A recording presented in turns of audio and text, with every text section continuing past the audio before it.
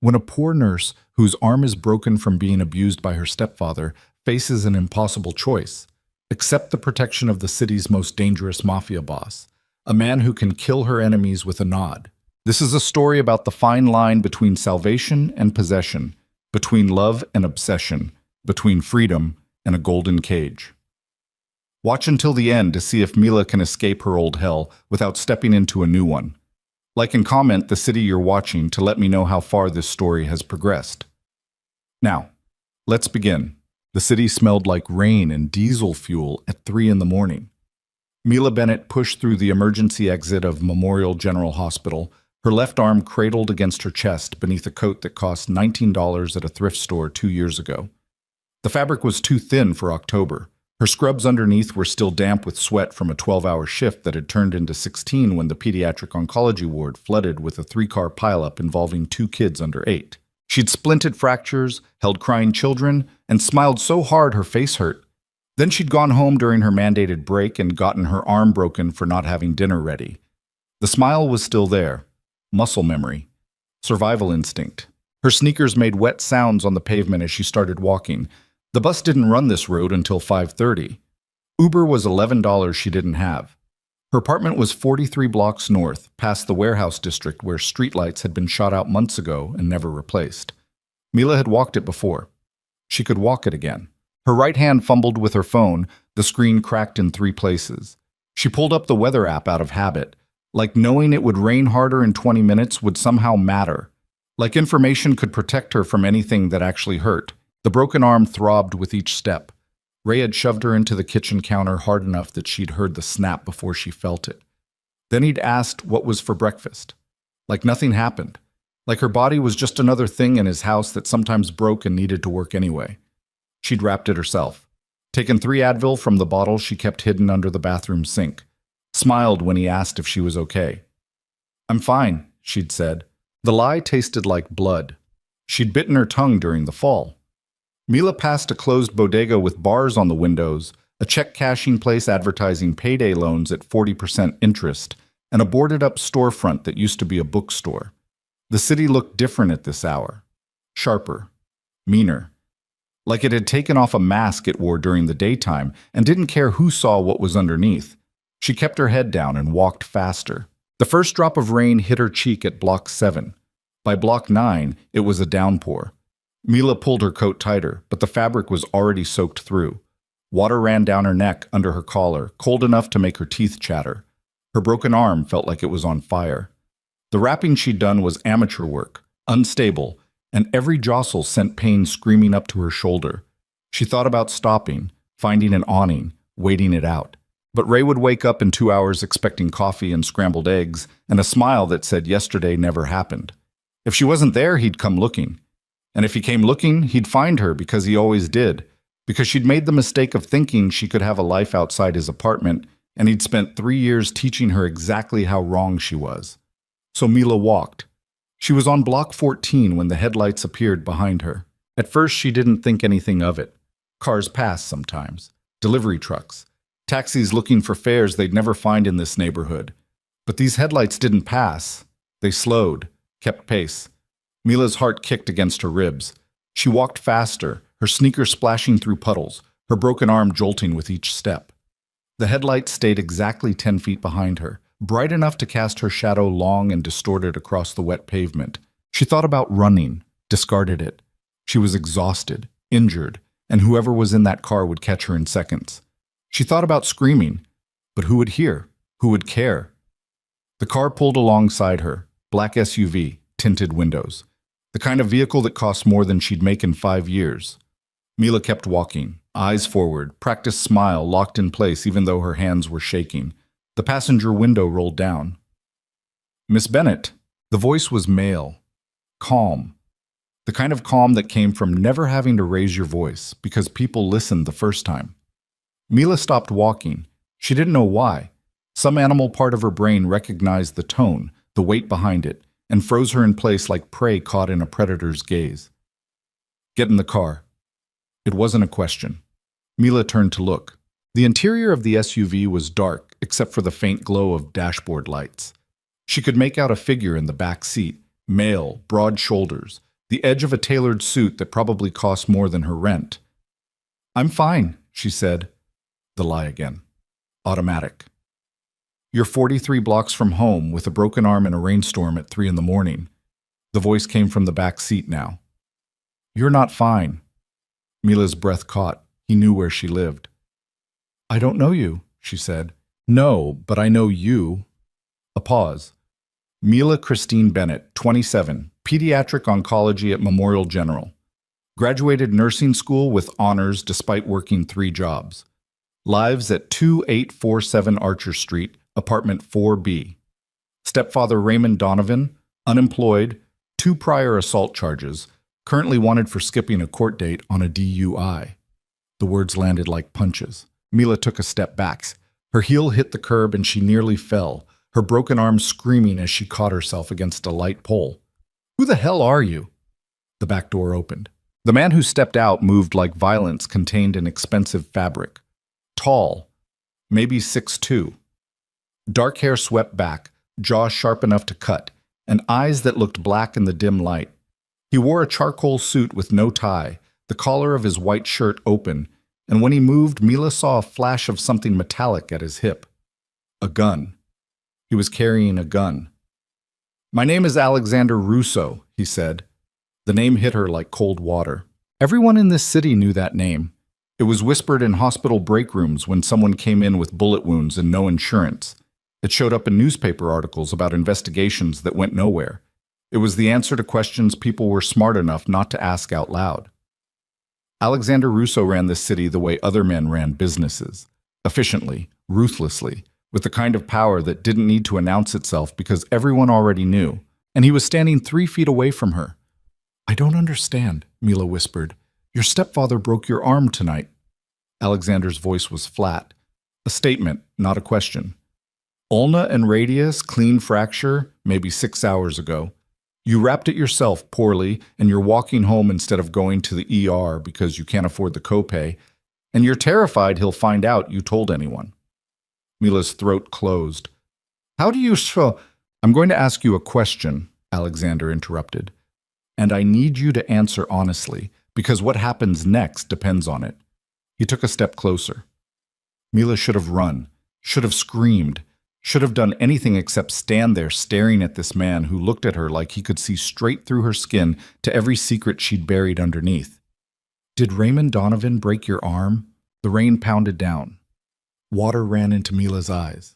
Her broken arm throbbed. Somewhere in the distance, a siren wailed, and Mila was so tired of lying. "Yes." The word came out barely audible, but Alexander heard it. Something changed in his face. Not anger. Something colder, more deliberate. He pulled out his phone, never breaking eye contact with her, and made a call. "It's confirmed," he said to whoever answered. "Handle it." He hung up. "What did you just do?" Mila's voice was shaking now. "Get in the car." "I'm not— Mila." Her name in his mouth sounded wrong, too familiar, like he'd said it before in another context, somewhere she couldn't remember. "You can walk home and pretend this conversation didn't happen. You can go back to apartment 4B and make breakfast and smile when he asks if you're okay. You can keep lying until he breaks something that doesn't heal." He paused. "Or you can get in the car and let me fix this." "Fix what?" "Everything." Mila looked at the SUV, then at the rain, then at Alexander Russo, who stood there like the storm didn't touch him, like he existed in a different version of reality where men in expensive suits made phone calls that handled problems and women with broken arms got to choose something other than survival. "I don't understand what's happening," she whispered. "I know." Something almost soft entered his voice. "But your mother would never forgive me if I let you walk home tonight." Mila's heart stopped. "What did you just say?" "Julia Bennett." Alexander's jaw tightened. "Your mother. She saved my life once. Made me promise to look after you if anything ever happened to her." The world tilted. Her mother had been dead for 3 years. Cancer. The same disease Mila watched kill kids every single day in the pediatric oncology ward. Julia had died in a hospital bed holding Mila's hand, whispering that everything would be okay, that Mila was strong enough to survive anything. She'd never mentioned Alexander Russo. "That's impossible," Mila said. Your mother worked as a nurse at Cedar Heights back when it was still open, 15 years ago. I came in with a bullet wound and no insurance, and she didn't ask questions. Just patched me up and told me to stop getting shot. The corner of his mouth twitched, almost a smile. She was the only person who ever treated me like I was human instead of a problem to be solved. Mila's vision blurred. Rain or tears, she couldn't tell.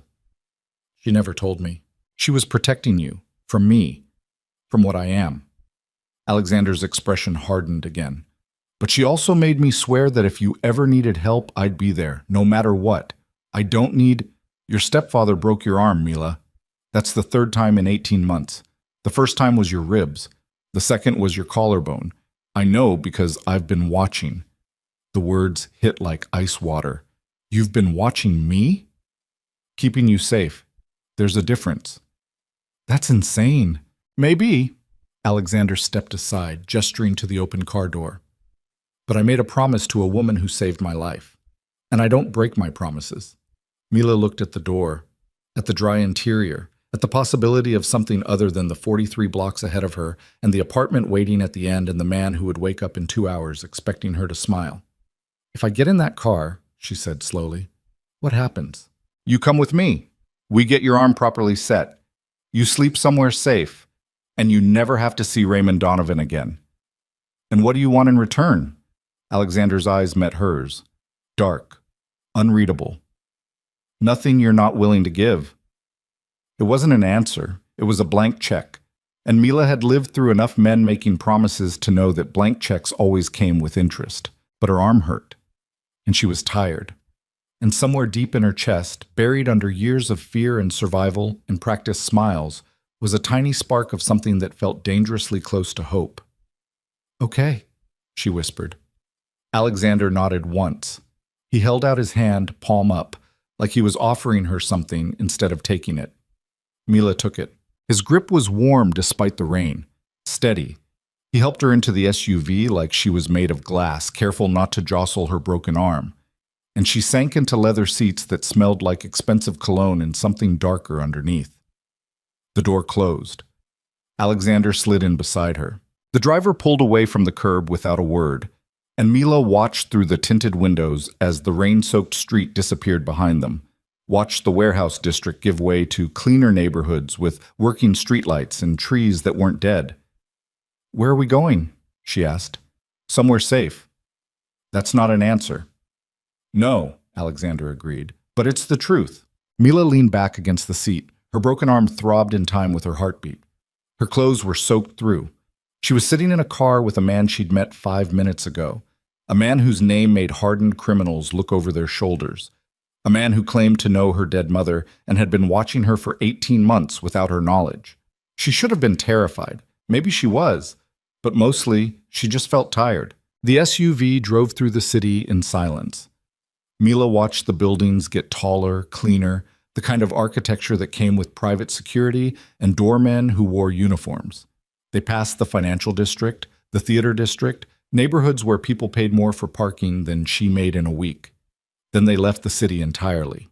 The road opened up. Trees appeared on either side, thick and dark, their branches forming a canopy overhead that blocked out the rain. The SUV's headlights cut through the darkness, illuminating a private drive that went on for what felt like miles. Finally, gates appeared, massive, wrought iron. They opened automatically as the SUV approached, and Mila caught a glimpse of cameras mounted on stone pillars before they drove through. The house, no, the estate, materialized out of the darkness like something from a movie.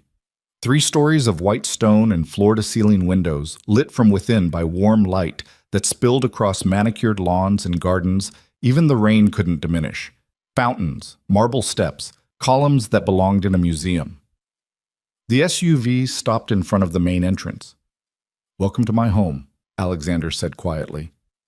Mila stared. The door opened.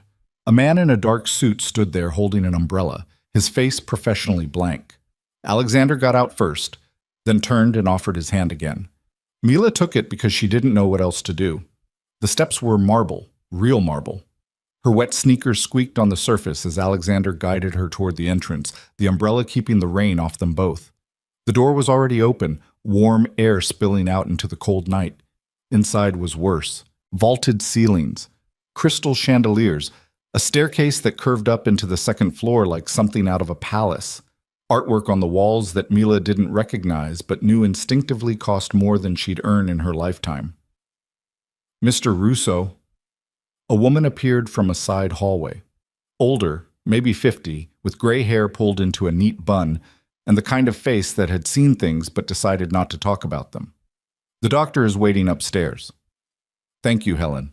Alexander's hand was still on Mila's elbow, steady and warm, as he guided her toward the staircase. I can walk, she said. I know, but you don't have to. They climbed in silence. Mila's legs felt like rubber. Exhaustion was catching up with her now, mixing with adrenaline and fear and something else she couldn't name. At the top of the stairs, Alexander led her down a hallway, lined with closed doors until they reached one at the end. He knocked once, then opened it. The room inside was a bedroom, but not like any bedroom Mila had ever seen. King-sized bed with a canopy, sitting area with a couch and chairs, floor-to-ceiling windows overlooking gardens that looked like they belonged in a painting, and sitting on the edge of the bed was a man in his 60s with a medical bag at his feet. Dr. Morrison, Alexander said. This is Miss Bennett. The doctor stood, his expression kind. Hello, Mila. I hear you've had a rough night. Mila looked at Alexander. You called him before you even found me. I knew I'd find you. It should have sounded arrogant. Instead, it just sounded certain, like Alexander Russo existed in a world where things happened because he decided they would, and reality bent to accommodate him. Let me take a look at that arm, Dr. Morrison said gently. Mila let him guide her to the bed, let him help her out of her soaked coat, her damp scrub top underneath. Let him unwrap the amateur splint she'd done in her bathroom mirror while Ray snored on the couch. The doctor's hands were gentle, professional. He examined the break, took x-rays with a portable machine someone had apparently brought upstairs, and confirmed what Mila already knew. Clean fracture, both bones. You did a decent job stabilizing it, but it needs to be properly set. He looked at Alexander. She'll need a cast. 6 weeks minimum. Do it. Dr. Morrison worked efficiently. Local anesthetic, manipulation. The sound of bone grinding back into place made Mila's stomach turn, but she bit down on her lip and didn't make a sound. The cast was purple. She didn't remember choosing the color. All done, Dr. Morrison said finally. I'll leave pain medication and care instructions. No lifting anything heavy. Keep it dry. Come back in 2 weeks for a follow-up. He packed his bag, nodded to Alexander, and left. Mila sat on the edge of the bed staring at her newly casted arm. Purple. She hated purple. There are clothes in the bathroom, Alexander said from where he stood near the door. Showers through there. Helen will bring food up in an hour. I can't stay here. You can't leave. Mila looked up sharply. Is that a threat? It's a fact. You're exhausted, injured, and have nowhere else to go. Alexander's expression didn't change. Sleep, eat, heal. We'll talk in the morning. Talk about what? What happens next? He moved toward the door. Wait. Mila stood, her legs unsteady. What did you mean when you said you'd handle it? On the phone, what did that mean? Alexander paused, his hand on the doorframe. For a long moment, he didn't answer. Then he turned to look at her, and Mila saw something in his eyes that made her blood run cold. Your stepfather will never hurt you again, he said quietly. That's all you need to know. He left. The door closed with a soft click. Mila stood alone in a bedroom bigger than her entire apartment, wearing damp scrubs and a purple cast, while rain hammered against windows that probably cost more than her car. She walked to the window and looked out at the gardens below. Lit pathways, fountains, the kind of beauty that only existed when you had enough money to force nature into submission. Somewhere in the city, Raymond Donovan was waking up, and Alexander Russo had made a phone call that would handle it. Mila pressed her forehead against the cold glass and closed her eyes. She'd gotten in the car, made the choice, crossed a line she couldn't see but knew existed somewhere between the rain-soaked street and this bedroom with its canopy bed and views of impossible gardens. Her phone buzzed in her pocket. She pulled it out with shaking hands. One new message. Unknown number. Sleep well, Mila. You're safe now. She dropped the phone like it had burned her. It landed on the plush carpet without a sound. Outside, the rain continued to fall, and somewhere deep in the house, Mila heard footsteps, voices, the sound of a door closing. She was in Alexander Russo's home, the most dangerous man in the city, and she had no idea if she'd just been saved or captured. Mila didn't sleep. She lay on top of the covers in the borrowed clothes someone had left in the bathroom, soft cotton pants and a t-shirt that smelled like lavender detergent, and stared at the ceiling until the sky outside turned from black to gray to pale gold. Her casted arm throbbed despite the pain medication Dr. Morrison had left. Every time she closed her eyes, she saw Alexander's face when he'd said Raymond would never hurt her again. That calm, that certainty, like he was discussing the weather instead of a man's future. At 7:30, there was a soft knock on the door. Mila sat up too fast. Her head spun. "Come in." The woman from last night, Helen, entered carrying a tray. Coffee, toast, scrambled eggs that looked nothing like the ones Mila made for Ray every morning, with her hands shaking and her smile fixed in place. "Good morning, Miss Bennett." Helen set the tray on the small table near the window. "Mr. Russo asked me to check if you needed anything." "Where is he?" "In his study. He's been there since 4. 3 hours of sleep, maybe less. Does he want to see me?" Helen's expression didn't change. "He'll send for you when he's ready." She left before Mila could ask what that meant. Mila ate because her body demanded it, not because she tasted anything. The coffee was good, strong, the kind that cost $12 a bag instead of 5. She ate standing at the window, looking out at gardens that seemed even more impossible in daylight.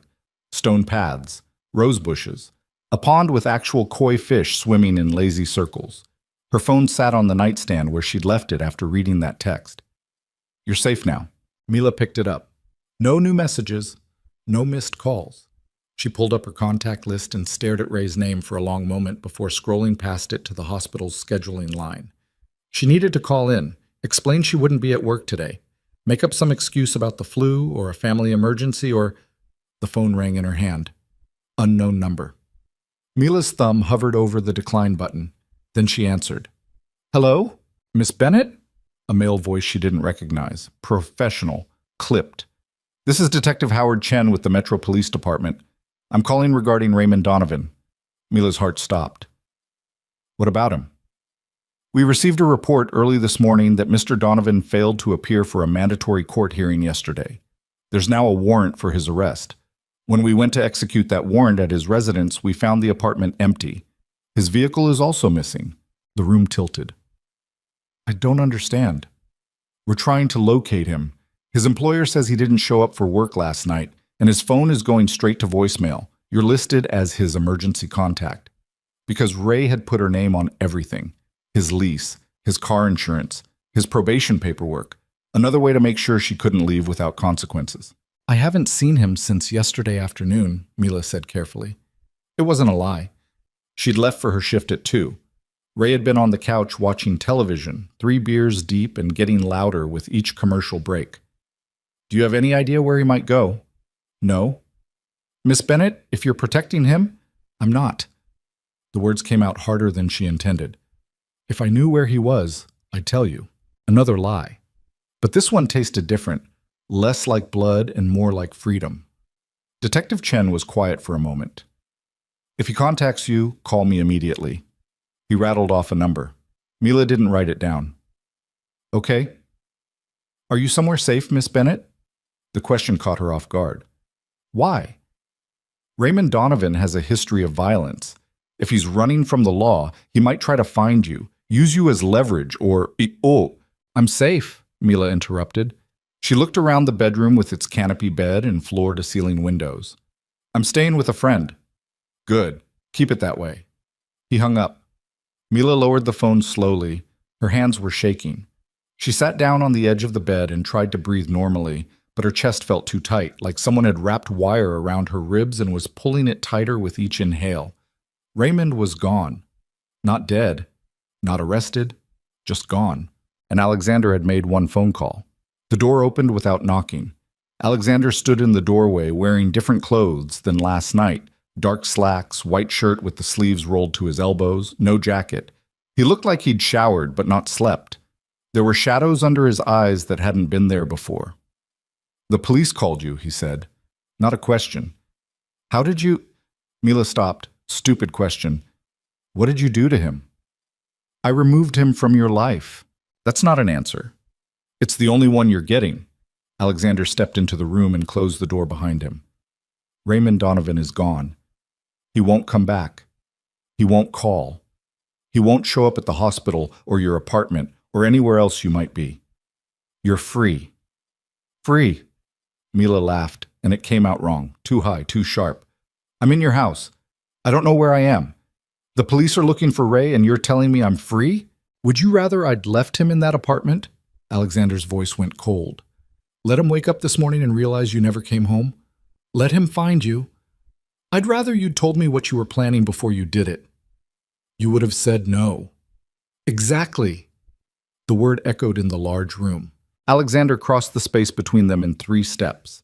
He didn't touch her, but Mila felt the heat of him anyway, the controlled violence that lived just beneath his expensive clothes and careful composure. Your stepfather broke your arm, he said quietly. Before that, your ribs. Before that, your collarbone. Before that, he split your lip so badly you needed 4 stitches. You told the ER doctor you walked into a door. Mila's breath caught. I keep records, Mila. Every hospital visit, every excuse, every lie you told because you thought it was safer than the truth. Alexander's jaw tightened. So, no, I didn't ask your permission because I knew what you'd say, and I wasn't going to let him hurt you again while you convinced yourself it wasn't that bad. You don't get to make that choice for me. I already did. Mila stood up. Her legs felt unsteady, but she forced herself to meet his eyes. Then I'm leaving. No, you're not. You can't keep me here. I'm not keeping you anywhere, but if you walk out that door, where will you go? Back to an apartment Raymond might come back to. Back to a job where everyone knows your name and face? Back to a life where you're always looking over your shoulder? That's not your problem. It became my problem the moment I made a promise to your mother. Mila flinched. Don't use her like that.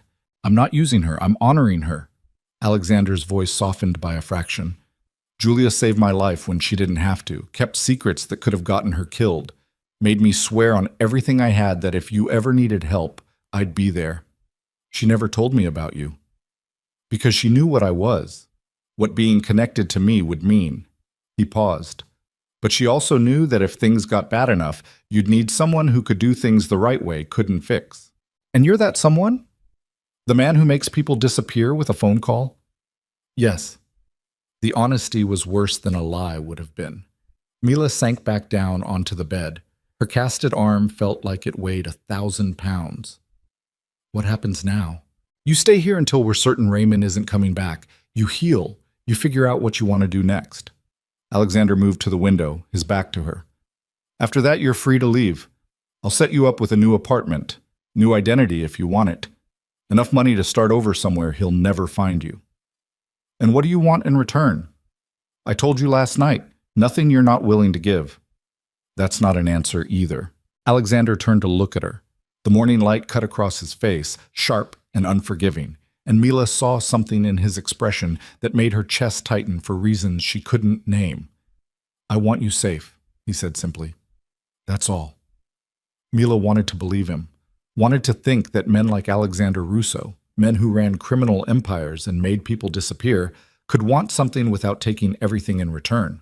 But she'd spent 3 years with Raymond. She knew what men's promises were worth.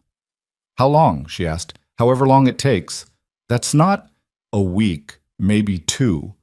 Alexander's expression hardened again. Then you can go back to your life. Or start a new one. Your choice.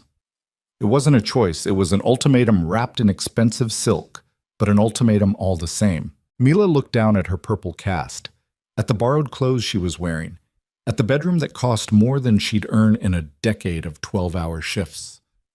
Okay, she whispered. Alexander nodded once. Helen will show you around, the grounds, the house, wherever you want to go. There are guards, but they won't bother you. Guards. For your protection. Or to make sure I don't leave. Both. At least he was honest about it. Dinner is at 7. You don't have to join me if you don't want to. He left before she could respond. The door clicked shut, and Mila was alone again in the too big bedroom with its too soft bed and its view of gardens that looked like something out of a dream. Except dreams didn't have guards, and they didn't have men like Alexander Russo, who looked at her like she was something precious and dangerous all at once. Mila spent the rest of the morning exploring. Helen gave her the tour with the efficiency of someone who'd done this before, though Mila suspected most of Alexander's guests didn't arrive at 3 in the morning with broken arms and soaking wet clothes. The estate was massive. 3 floors, 26 rooms, a library with floor-to-ceiling shelves and leather chairs that looked 100 years old. A gym, a pool, indoor and outdoor, a dining room with a table that could seat 30. Hallways lined with artwork Mila was afraid to look at too closely because she'd probably recognize the names and realize she was standing next to something worth more than her life. The kitchen alone was bigger than her apartment. Mr. Russo rarely uses most of these spaces, Helen said as they walked through a sitting room decorated in cream and gold. But he likes to have them available. In case of what? Helen's expression didn't change. In case they're needed. They ended up in the library. Mila ran her good hand along the spines of books, first editions, leather-bound, the kind that belonged in museums, and tried not to think about the fact that she was trapped in a stranger's house pretending this was normal. "You can read anything you like," Helen said. "Mr. Russo doesn't mind." "Does Mr. Russo mind anything?" The question came out sharper than Mila intended, but Helen just smiled slightly. "He minds when people aren't honest with him. And if I was honest? If I told him I wanted to leave right now, then he'd let you go." Helen met her eyes. "But you wouldn't make it home. Raymond Donovan may be missing, but there are other people who'd be very interested in knowing that Alexander Russo is protecting someone." Mila's blood went cold. "What does that mean?" "It means you're safer here than anywhere else right now, whether you believe that or not." Helen left her alone in the library. Mila sank into one of the leather chairs and stared at the ceiling. She'd traded one cage for another. This one had better furniture and no broken bones, but it was still a cage. Her phone buzzed. She pulled it out. Text message from Lily, her coworker at the hospital. "Girl, where are you? You missed your shift and Dr. Ramos is pissed. Call me." Mila stared at the screen. She'd completely forgotten about work, about the kids in pediatric oncology who knew her by name, who asked for her specifically when they came in for treatments, who drew her pictures and gave her rocks they'd found outside because they knew she collected them. She typed out a response. "Family emergency. I'm okay. Tell Dr. Ramos I'll call tomorrow." Another lie. They came so easily now. Lily responded immediately. "Is this about Ray? Please tell me you finally left that asshole." Mila's thumb hovered over the keyboard. What was she supposed to say? "Yes, I left, and now I'm staying with a Mafia boss who made my stepfather disappear and has guards watching me." "It's complicated. I'll explain later." She put the phone away before Lily could respond again. The rest of the day passed in a blur. Lunch appeared on a tray in her room. Sandwich, soup, fruit she didn't recognize. Mila ate mechanically and stared out the window at gardens where nothing was out of place, where every leaf and petal existed exactly where someone had decided it should be. Control. Everything about this place screamed control. At 6:30, Helen knocked on her door. "Dinner will be ready in 30 minutes. Mr. Russo asked if you'd join him." "What if I say no?" "Then I'll bring your meal up here." No judgment, no pressure, just a simple statement of fact. Mila looked at her reflection in the bathroom mirror. The borrowed clothes were clean but plain. Her hair was a mess. She had bruises under her eyes from not sleeping, and the purple cast on her arm stood out like a neon sign. She looked like exactly what she was, a woman who'd run out of options. "I'll come down," she said. The dining room was smaller than the formal one Helen had shown her earlier, more intimate.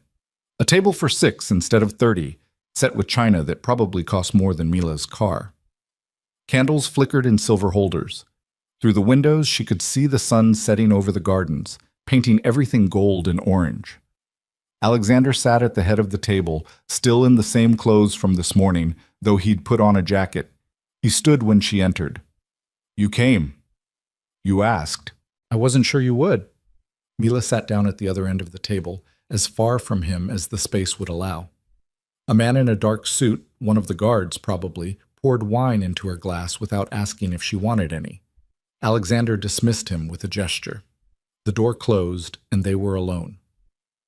"How was your day?" Alexander asked, like this was normal, like they were two people having dinner instead of a captor and captive dancing around the truth. "Surreal, I imagine. Do you do this often, kidnap women and put them up in your house?" "You're not kidnapped."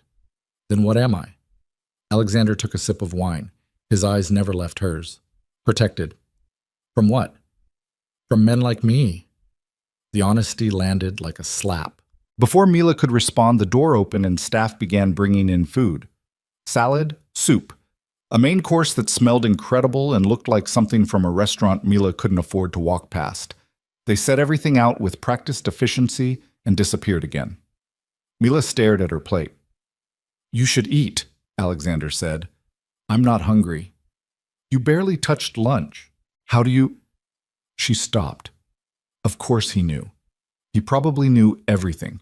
How long she'd slept, how many times she'd checked her phone, how many seconds she'd spent staring out the window wondering if this was real. "I'm not spying on you," Alexander said quietly. "Helen mentioned you didn't eat much. I'm concerned." "Why?" "Because you've been living on adrenaline and fear for 3 years, and now that you're somewhere safe, your body doesn't know how to process it." Mila set down her fork. "You don't know anything about me. I know you graduated nursing school with a 3.9 GPA while working 3 jobs. I know you volunteer at the free clinic on your days off. I know every kid in the pediatric oncology ward asks for you by name because you're the only nurse who remembers their birthdays." Alexander's jaw tightened. "I know Raymond Donovan moved in 6 months after your mother died and spent the next 3 years making you believe you deserved everything he did to you." Mila's vision blurred. "Stop. I know you collect rocks the kids give you and keep them in a jar on your kitchen counter. I know you wanted to be a doctor but couldn't afford med school. I know you're terrified right now, but you're here anyway because some part of you knows I'm telling the truth when I say you're safe." "Stop.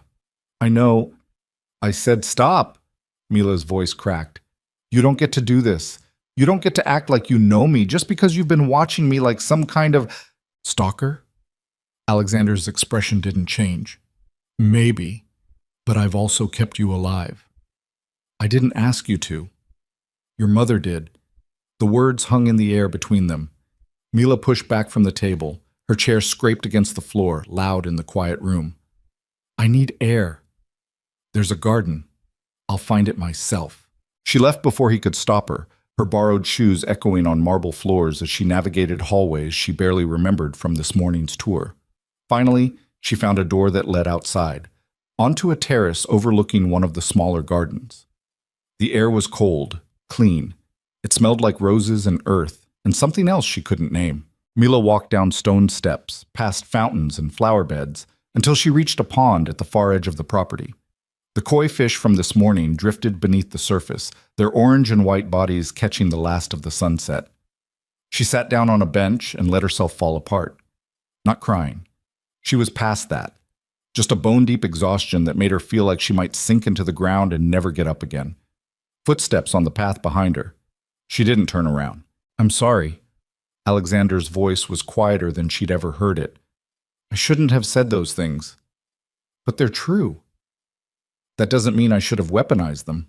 Mila finally looked at him. He stood a few feet away, hands in his pockets, jacket unbuttoned. For the first time since she'd met him, he looked uncertain. "My mother never mentioned you," she said. "Not once. If you were so important to her, why would she keep that secret?" Alexander moved closer, not invading her space, but close enough that she could see his face clearly in the fading light. "Because your mother knew what I was, even before I did," he said. "She saw a 19-year-old kid bleeding out in her ER and decided he was worth saving. Didn't ask who shot me or why, just patched me up and told me to stop getting into trouble." "But you didn't." "No. The trouble got worse, deeper, until I was running things instead of running from them." Alexander sat down on the bench, leaving space between them.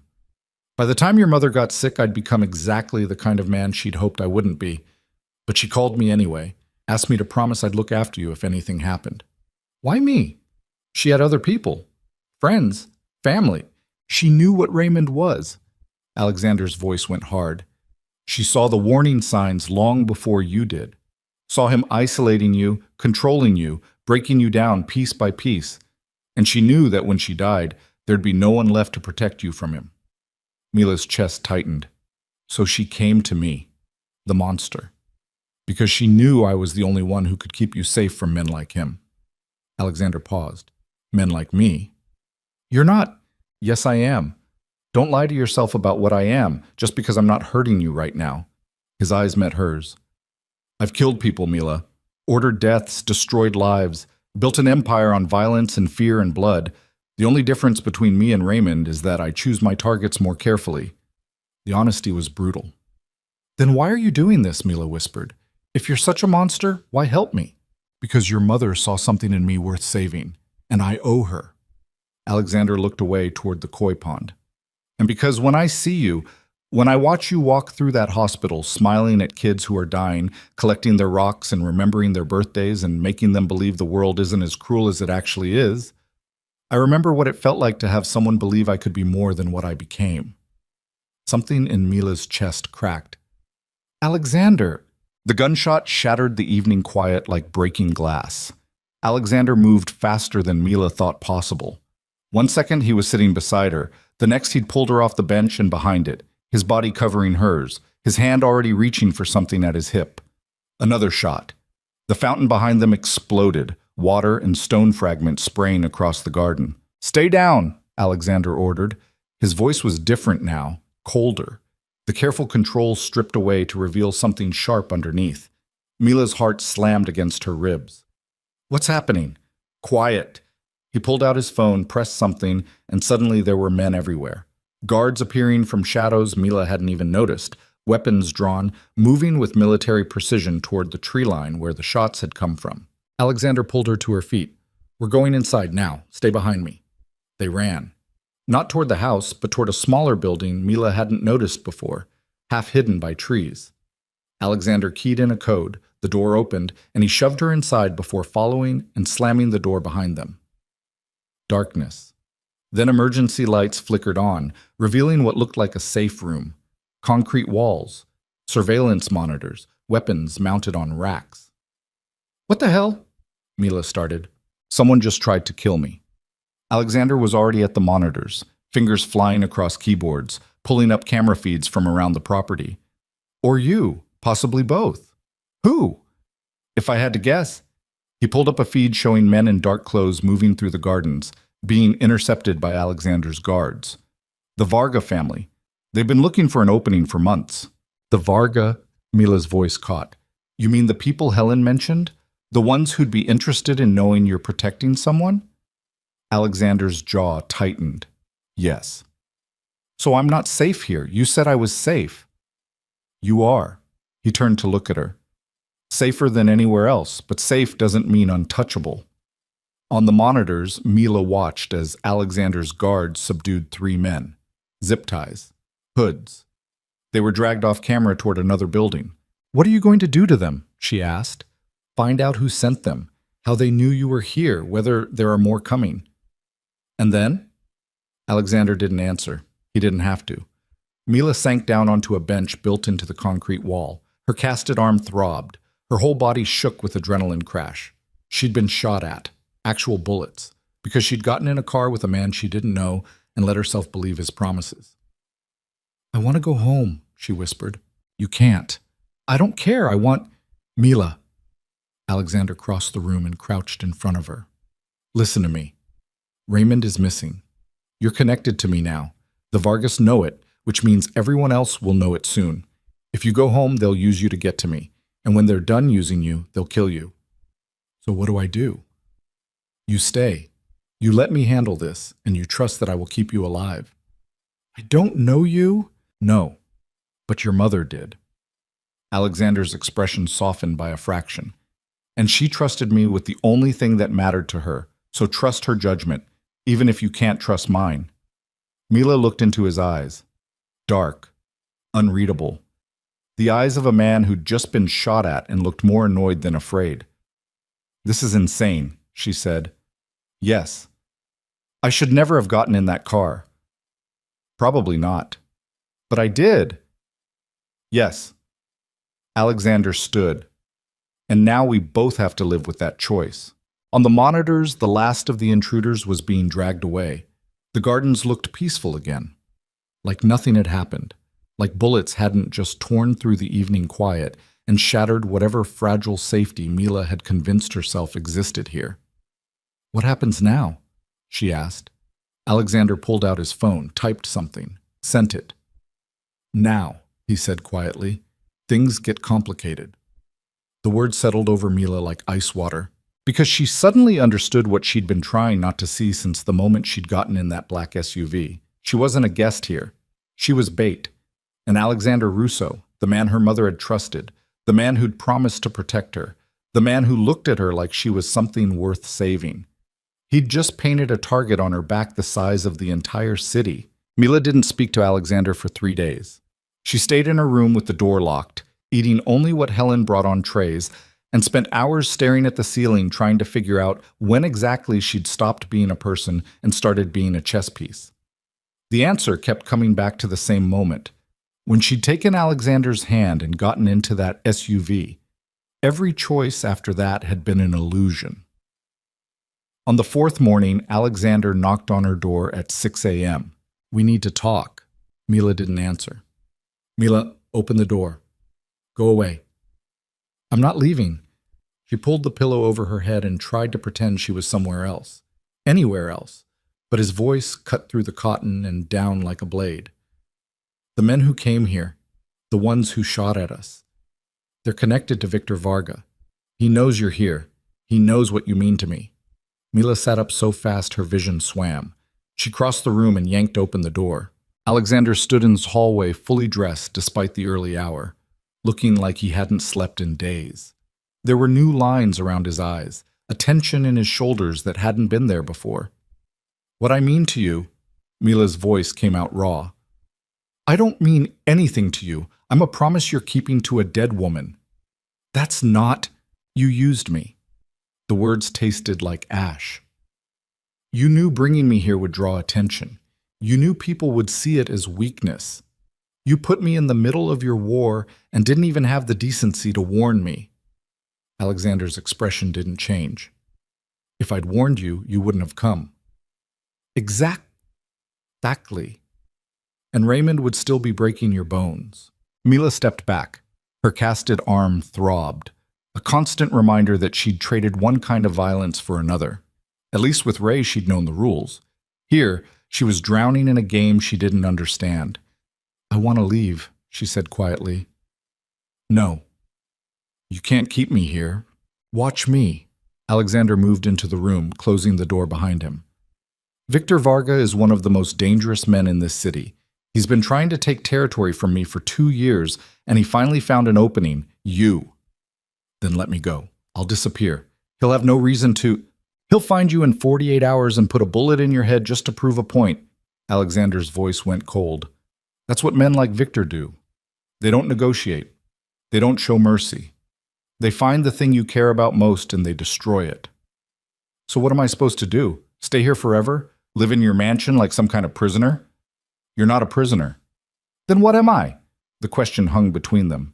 Alexander's jaw tightened. For a long moment he didn't answer.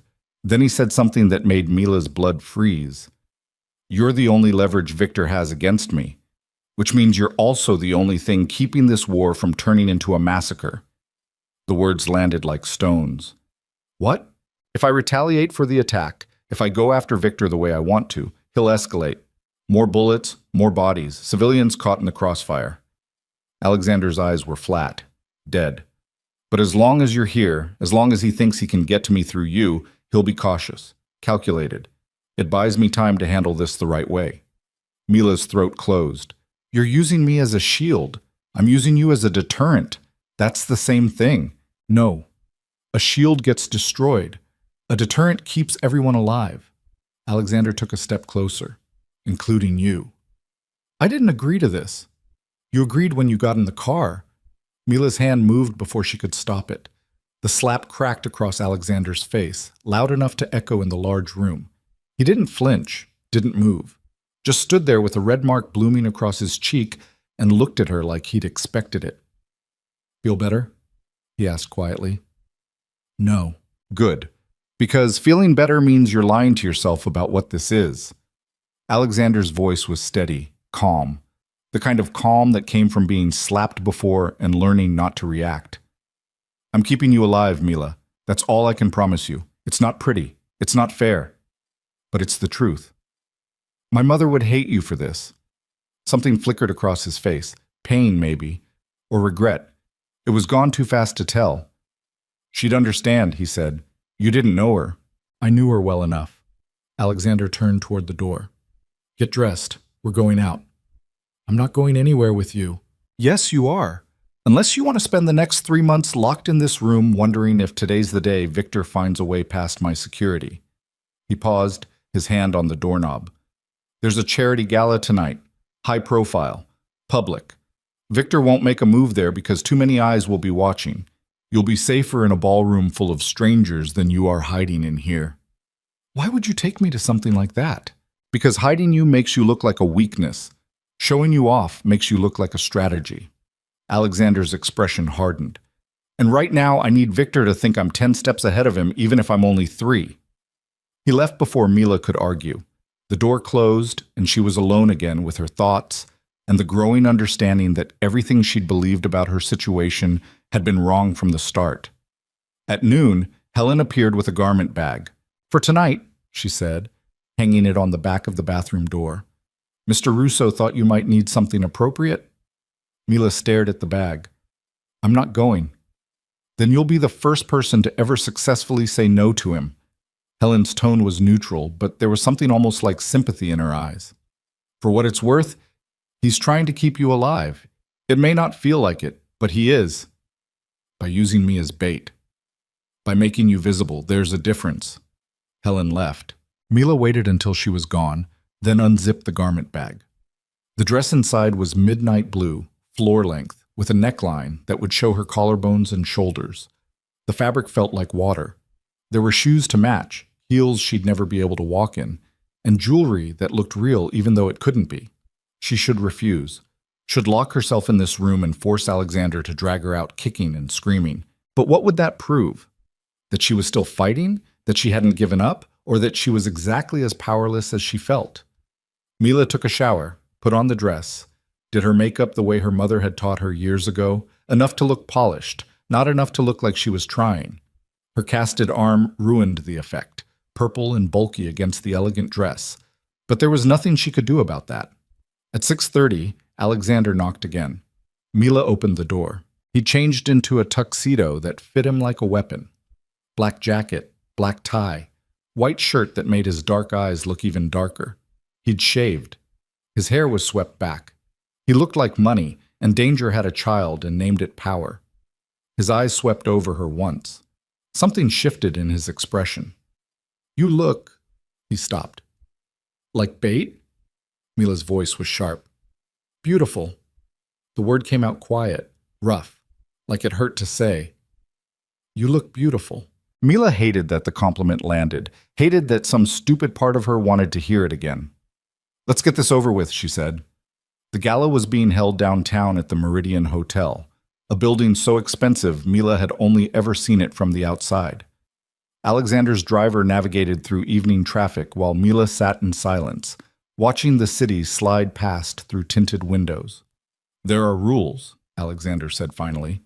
"Of course there are. You stay within my sight at all times. You don't wander off. You don't talk to anyone I don't introduce you to first." He paused. "And if Victor Varga approaches you, you smile and say nothing. Understand?" "What if I don't want to smile?" "Then fake it. You've had plenty of practice." The comment was meant to sting. It worked. They pulled up to the hotel entrance where a red carpet stretched from the street to the doors. Cameras flashed. People in expensive clothes milled around, laughing and drinking champagne like the world wasn't on fire. Alexander got out first. Then he offered his hand. Mila hesitated. "Don't make this harder than it has to be," he said quietly. She took his hand. The cameras exploded. Flash after flash after flash, bright enough to blind. Mila felt Alexander's hand on her lower back, steady and warm. guiding her forward through the crowd.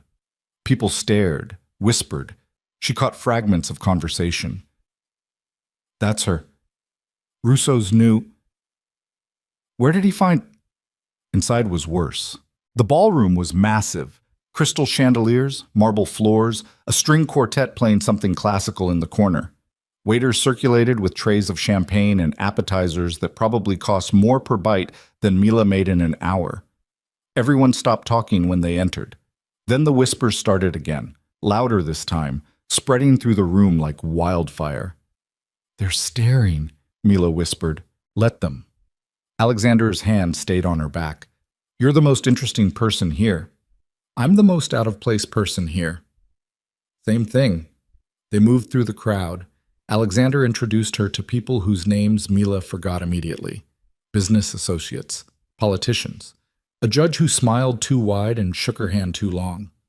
Everyone treated Alexander with a mixture of respect and fear that made Mila's skin crawl. This was his world, power built on violence and wrapped in expensive suits, and she was standing right in the middle of it. They were halfway through their second circuit of the room when Mila saw him. The man was tall, older than Alexander by maybe 10 years, with silver hair and a face that looked like it had forgotten how to smile genuinely decades ago. He wore a tuxedo identical to Alexander's, but somehow it looked different on him, sharper, more predatory. He was watching her. That's Victor Varga, Alexander said quietly. He'd followed her gaze. Don't react. I'm not. Victor started walking toward them. Alexander's hand tightened on Mila's back. Not painful, but firm. A warning. Mr. Russo. Victor's voice was smooth, cultured. The accent was European, Russian maybe, or somewhere nearby. What a surprise to see you here. Victor? Alexander's tone was neutral. I didn't know you were on the guest list. Last-minute addition. The mayor and I are old friends. Victor's eyes slid to Mila. And who is this lovely creature? Mila Bennett, my guest for the evening. Charmed. Victor took Mila's hand and kissed it. His lips were cold. Miss Bennett, how did you meet our dear Alexander? Mila opened her mouth, closed it. Alexander had said to smile and say nothing, but the silence felt like drowning. Through mutual friends, she managed finally. Mutual friends. Victor's smile widened. How delightfully vague. Tell me, Miss Bennett, do you know what your companion does for a living? Victor. Alexander's voice dropped 20 degrees. We're done here. Are we? I was just getting to know Miss Bennett. She seems far too sweet to be involved with a man like you. Victor leaned closer to Mila. His breath smelled like whiskey and something medicinal underneath. Has he told you what he does to people who cross him? The creative ways he solves problems? Mila's heart hammered against her ribs. Back off, Alexander said quietly. Or what? You'll make a scene at a charity gala? In front of all these witnesses? Victor laughed. You've gotten soft, Alexander. Bringing a pretty nurse to a war zone. Everyone here can see it. I said back off. But Victor wasn't looking at Alexander anymore. He was looking at Mila, his eyes cold and calculating, like he was adding up numbers in his head. Your mother was Julia Bennett, he said suddenly. Nurse at Cedar Heights. Died 3 years ago of ovarian cancer. Mila's blood went cold. How do you... I know everything about you, Miss Bennett. Your address, your job, the fact that you've been living with a stepfather who likes to use his fists. Victor's smile turned cruel. I also know that Raymond Donovan disappeared 4 days ago, right around the time you showed up at Alexander's estate. The room tilted. That's enough, Alexander said. His voice was dangerous now, low, the kind of voice that preceded violence. But Victor wasn't finished. Did you know, he said to Mila, his eyes never leaving hers, that your mother's cancer treatment was paid for by a shell corporation registered to Alexander Russo? Every doctor's visit, every round of chemotherapy, every experimental treatment that didn't work, all of it funded by the man standing next to you. Mila turned to look at Alexander. His expression was stone. Is that true? She whispered. He didn't answer. Of course it's true, Victor continued. Alexander's been obsessed with your family for years, watching you, protecting you from a distance. waiting for the perfect moment to collect on the debt your mother owed him. That's not, Alexander started. Isn't it? Victor's smile was sharp as broken glass. You made Julia a promise, but not the one you told Miss Bennet about. You promised to keep her daughter safe in exchange for her silence about something far more interesting. The world was spinning now. Mila couldn't breathe.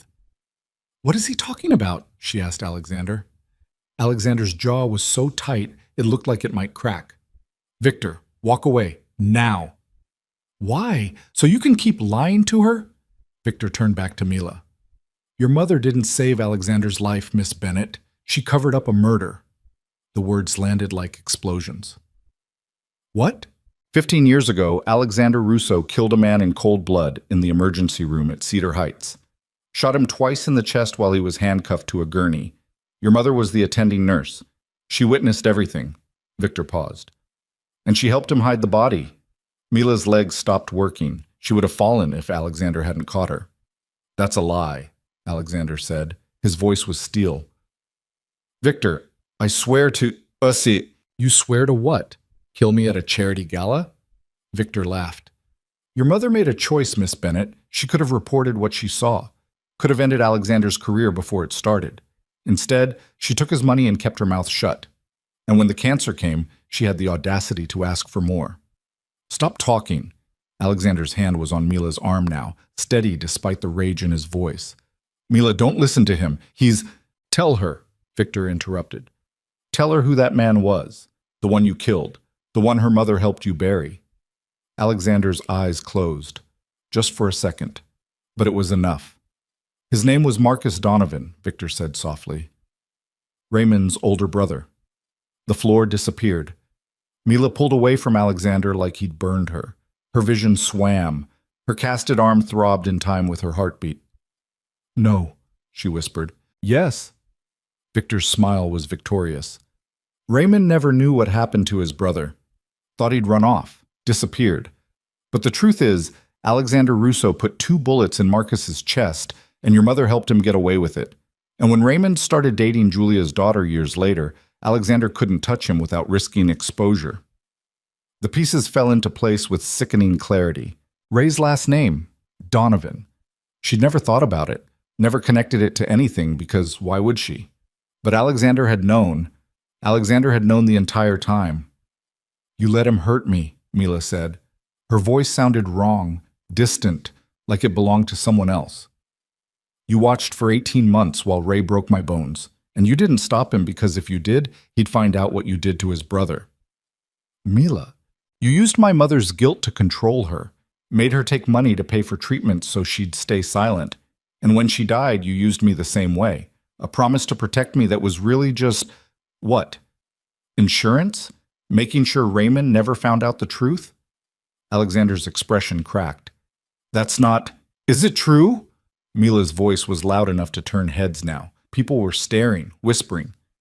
Did you kill Raymond's brother? Did my mother help you cover it up? Alexander's silence was the only answer she needed. Mila felt something inside her shatter. Every lie, every promise, every moment she'd let herself believe he was different from Ray, that his violence was somehow justified because he wrapped it in expensive suits and called it protection. Stay away from me, she whispered. She turned and walked. Not toward the exit. Her legs wouldn't carry her that far, just away. Through the crowd of people who parted like water, their faces blurring together into a mass of judgment and curiosity and pity. She found a side door, pushed through it, stumbled into a hallway lined with service corridors and staff-only signs. Her breath came in gasps. The dress was too tight. The room was too hot. Her casted arm felt like it weighed 1,000 pounds. Behind her, she heard Alexander calling her name. She ran, down the hallway, around a corner, through a door that led to a stairwell. Her heels clicked on concrete steps as she descended, 1 floor, 2 floors, until she hit the bottom and burst out into an underground parking garage. The air was cold, stale, smelled like exhaust and concrete. Mila leaned against a pillar and tried to remember how to breathe. Her mother had covered up a murder, had taken blood money to pay for cancer treatment, had died carrying a secret that made Mila's entire life make sense in the worst possible way. And Alexander. Footsteps echoed in the garage. Mila looked up, It wasn't Alexander. 3 men emerged from the shadows. Dark suits, cold eyes, the kind of men who knew how to hurt people efficiently. "Miss Bennett," the one in front smiled. "Mr. Varga would like a word." Mila's heart stopped. She tried to run, but her legs wouldn't move.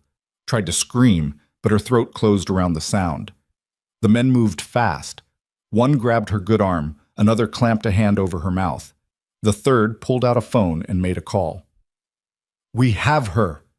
Mila thrashed, kicked, bit down on the hand covering her mouth hard enough to taste blood. The man cursed and pulled back. For 1 second, her mouth was free. "Alexander!" The scream echoed through the parking garage like a gunshot. Then something hit her head, and the world went black. When Mila woke up, she was in a different kind of cage. The room was small, concrete walls, no windows. A single bare bulb hanging from the ceiling. Her hands were zip-tied behind her back, the plastic cutting into her wrists. Her casted arms screamed with pain from the awkward angle. She was sitting in a metal chair. Her feet were tied to the legs. Across from her, Victor Varga sat in an identical chair, watching her with the expression of a man who'd just won a bet. "Good evening, Miss Bennett. I apologize for the accommodations. Unfortunately, Mr. Russo has made it somewhat difficult to have a civilized conversation." Mila's mouth was dry. Her head pounded where she'd been hit. "Where am I?" "Somewhere safe. Or unsafe, depending on your perspective." Victor leaned forward. "I'm going to ask you some questions. How you answer them will determine what happens next." "I don't know anything." "Perhaps. But Alexander Russo cares about you enough to bring you to a public event. That suggests you have value." Victor's smile was cold. "So let's find out exactly how much you're worth." Mila's vision blurred. She tried to pull against the zip ties, but they only cut deeper. "He'll find me," she said. Her voice shook. Alexander will do nothing," Victor interrupted. "Because if he comes for you, I'll put a bullet in your head and leave your body on his doorstep. But if he stays away, if he backs down from our little territorial dispute, then perhaps you get to live." "Why are you doing this?" "Because men like Alexander Russo only understand one language: power, control, loss." Victor stood and walked to the door. "You, Miss Bennett, are his loss. The thing he couldn't protect. The weakness everyone always suspected was there." He opened the door, paused. "I'll give him 24 hours to make his choice. You or his empire." Victor smiled. "Let's see which one he picks." The door closed. The lock clicked. And Mila was alone in the dark, with zip ties cutting into her wrists, and the growing understanding that she'd been wrong about everything. She wasn't bait. She wasn't a deterrent. She was collateral damage in a war she'd never wanted to be part of. And the man who'd promised to protect her had been the one who'd signed her death warrant the moment he'd opened that car door and offered her his hand. Outside, she heard voices. Footsteps. The sound of someone loading a gun. 24 hours. That's all she had left, unless she found a way to save herself. Mila counted her breaths in the dark. 1, 2, 3. The zip ties cut deeper with every inhale. Her wrists were slick with something, sweat or blood, she couldn't tell. The concrete floor beneath her feet was cold enough that she'd lost feeling in her toes somewhere around breath 253. She'd stopped screaming after the first hour. No one came, no one cared. The bare bulb overhead flickered once, twice, then died completely, plunging the room into absolute darkness. Mila's heart kicked against her ribs. She forced herself to think, to focus. She was a nurse. She understood anatomy, understood leverage and pressure points and how the human body could be manipulated if you knew where to push. The zip ties were tight, but they were plastic. Plastic could break if you applied enough force at the right angle. Mila pressed her back against the metal chair and pulled her arms down as hard as she could while simultaneously jerking them apart. The plastic cut deeper. Pain screamed up her forearms. Her casted arm felt like it was being torn off at the shoulder. She did it again. Again. On the fourth try, something gave. Not the zip tie. The cast. The plaster cracked along a stress line she'd felt forming since Victor's men had grabbed her. Mila gasped and kept pulling. The cast splintered further. Sharp edges cut into her skin, but beneath it, her arm had more flexibility now, more room to twist. She changed her angle. Instead of pulling apart, she brought her wrists together and rotated them in opposite directions. The zip tie bit into bone. Blood ran down her palms, making her grip slippery. The plastic snapped. Mila's hands came free so suddenly she nearly fell forward out of the chair. She caught herself, breathing hard, her vision swimming even in the darkness. Her wrists were raw. The cast on her left arm was destroyed, hanging in pieces from her elbow. The broken bone underneath throbbed with each heartbeat, unstabilized now, grinding against itself. She didn't care. Mila reached down and fumbled with the zip ties around her ankles. Her fingers were numb, clumsy. It took 3 tries to find the locking mechanism, and another 2 minutes of blind manipulation before the plastic finally gave. She stood, her legs nearly collapsed. She grabbed the chair for support and waited for the dizziness to pass. Then she moved toward where she remembered the door being. Her hands found concrete wall. She traced it left until her fingers hit metal. The door. She felt for a handle and found a lock instead. Industrial. The kind that needed a key from both sides. Mila pressed her ear against the cold metal and listened. Voices. Distant. Male. Speaking a language she didn't recognize. Russian, maybe, like Victor's accent. She needed a weapon, needed a plan, needed anything except this room and her bare hands and a broken arm that screamed with every movement. She turned and felt her way back into the room. Her fingers traced the chair, the walls. Nothing. Just concrete and metal, and her foot hit something. Mila crouched down and felt around. A bucket, plastic, empty except for a few inches of stale water at the bottom. Not a weapon, but maybe a tool. She picked it up and moved back to the door. Positioned herself to the left side, her back against the wall, the bucket raised over her head with her good arm. Then she screamed. "Help! Someone help me!" The voices outside stopped. Footsteps. Getting closer. Mila's heart hammered so hard she thought it might crack her ribs. She tightened her grip on the bucket and held her breath. The lock clicked. The door swung open. A man stepped through, silhouetted by the dim light from the hallway. He was holding a gun low at his side, his other hand reaching for a light switch. Mila brought the bucket down on his head with everything she had. The plastic connected with a hollow thud. The man staggered. Mila hit him again, harder. The bucket cracked. Water splashed across them both. The man dropped to one knee, the gun clattering from his grip. Mila dove for it. Her broken arm screamed as she hit the concrete floor. Her fingers closed around cold metal. She rolled onto her back and pointed the gun at the man's face. He was younger than she'd expected. Maybe 30. Blood ran from a gash above his eyebrow where the bucket had connected. He said something in Russian, reached for his belt. Mila pulled the trigger. Nothing happened. Safety. The gun had a safety. The man lunged. Mila threw the gun at his face and scrambled backward. Her hand found the broken bucket. She swung it like a club, catching him across the jaw. He went down hard, his head bouncing off the concrete. He didn't get up. Mila grabbed the gun again. Her hands were shaking so badly she could barely hold it. She fumbled with the safety until something clicked, then pointed it at the man on the floor. He wasn't moving. She pressed 2 fingers against his neck. Pulse. Still alive. Mila took his phone from his pocket, locked. She tried his thumb on the scanner. It worked.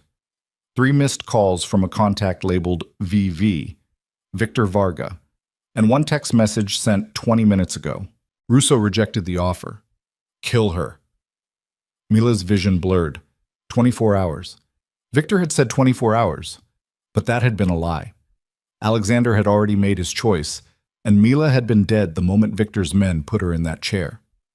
She looked at the unconscious man on the floor, at the gun in her hand, at the open door leading to a hallway she didn't recognize. Alexander had chosen his empire, so Mila would choose herself. She stepped over the unconscious guard and moved into the hallway. The lighting was dim, industrial. This wasn't a house. It was a warehouse or factory, something with concrete floors and exposed pipes running along the ceiling.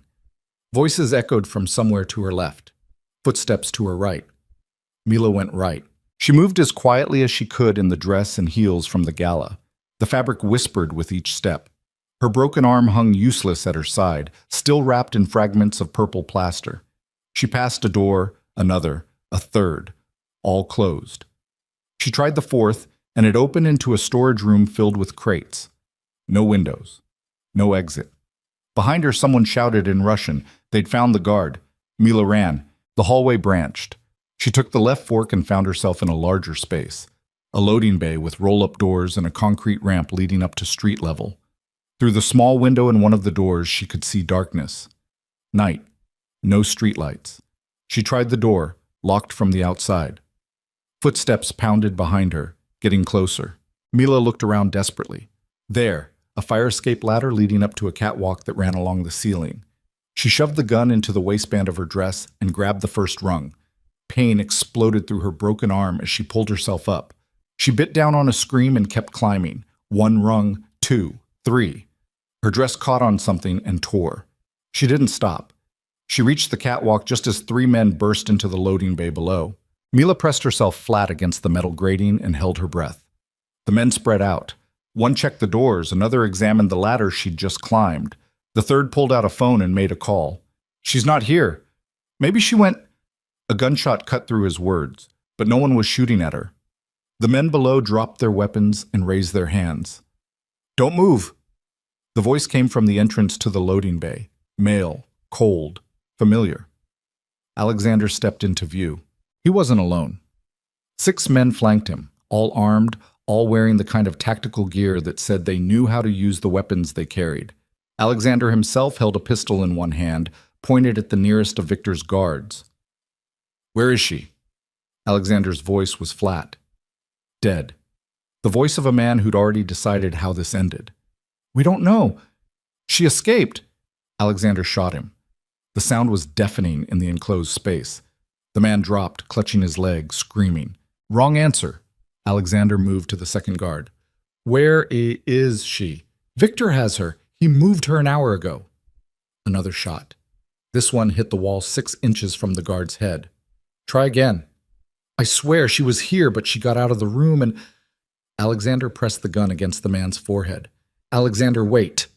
Mila's voice echoed from the catwalk above. Every head turned. Alexander looked up, and something cracked in his expression. Relief, rage, something Mila couldn't name. "Mila." She climbed down the ladder with one hand, her broken arm pressed against her chest. Her legs shook so badly she nearly fell twice. When she reached the bottom, Alexander was there. He caught her before she hit the ground. "Are you hurt?" His hands moved over her, checking for injuries. They stopped when they found her wrists, raw and bleeding from the zip ties. His jaw went tight. Who did this? "It doesn't matter. It matters." Alexander looked at his men. "Secure them, all 3. No one leaves alive without my permission." "Wait." Mila grabbed his arm. "Where's Victor?" "Not here. We hit 2 of his locations before this one." Alexander's eyes were hard. "He's running. Has been since I turned down his deal." "The deal was fake."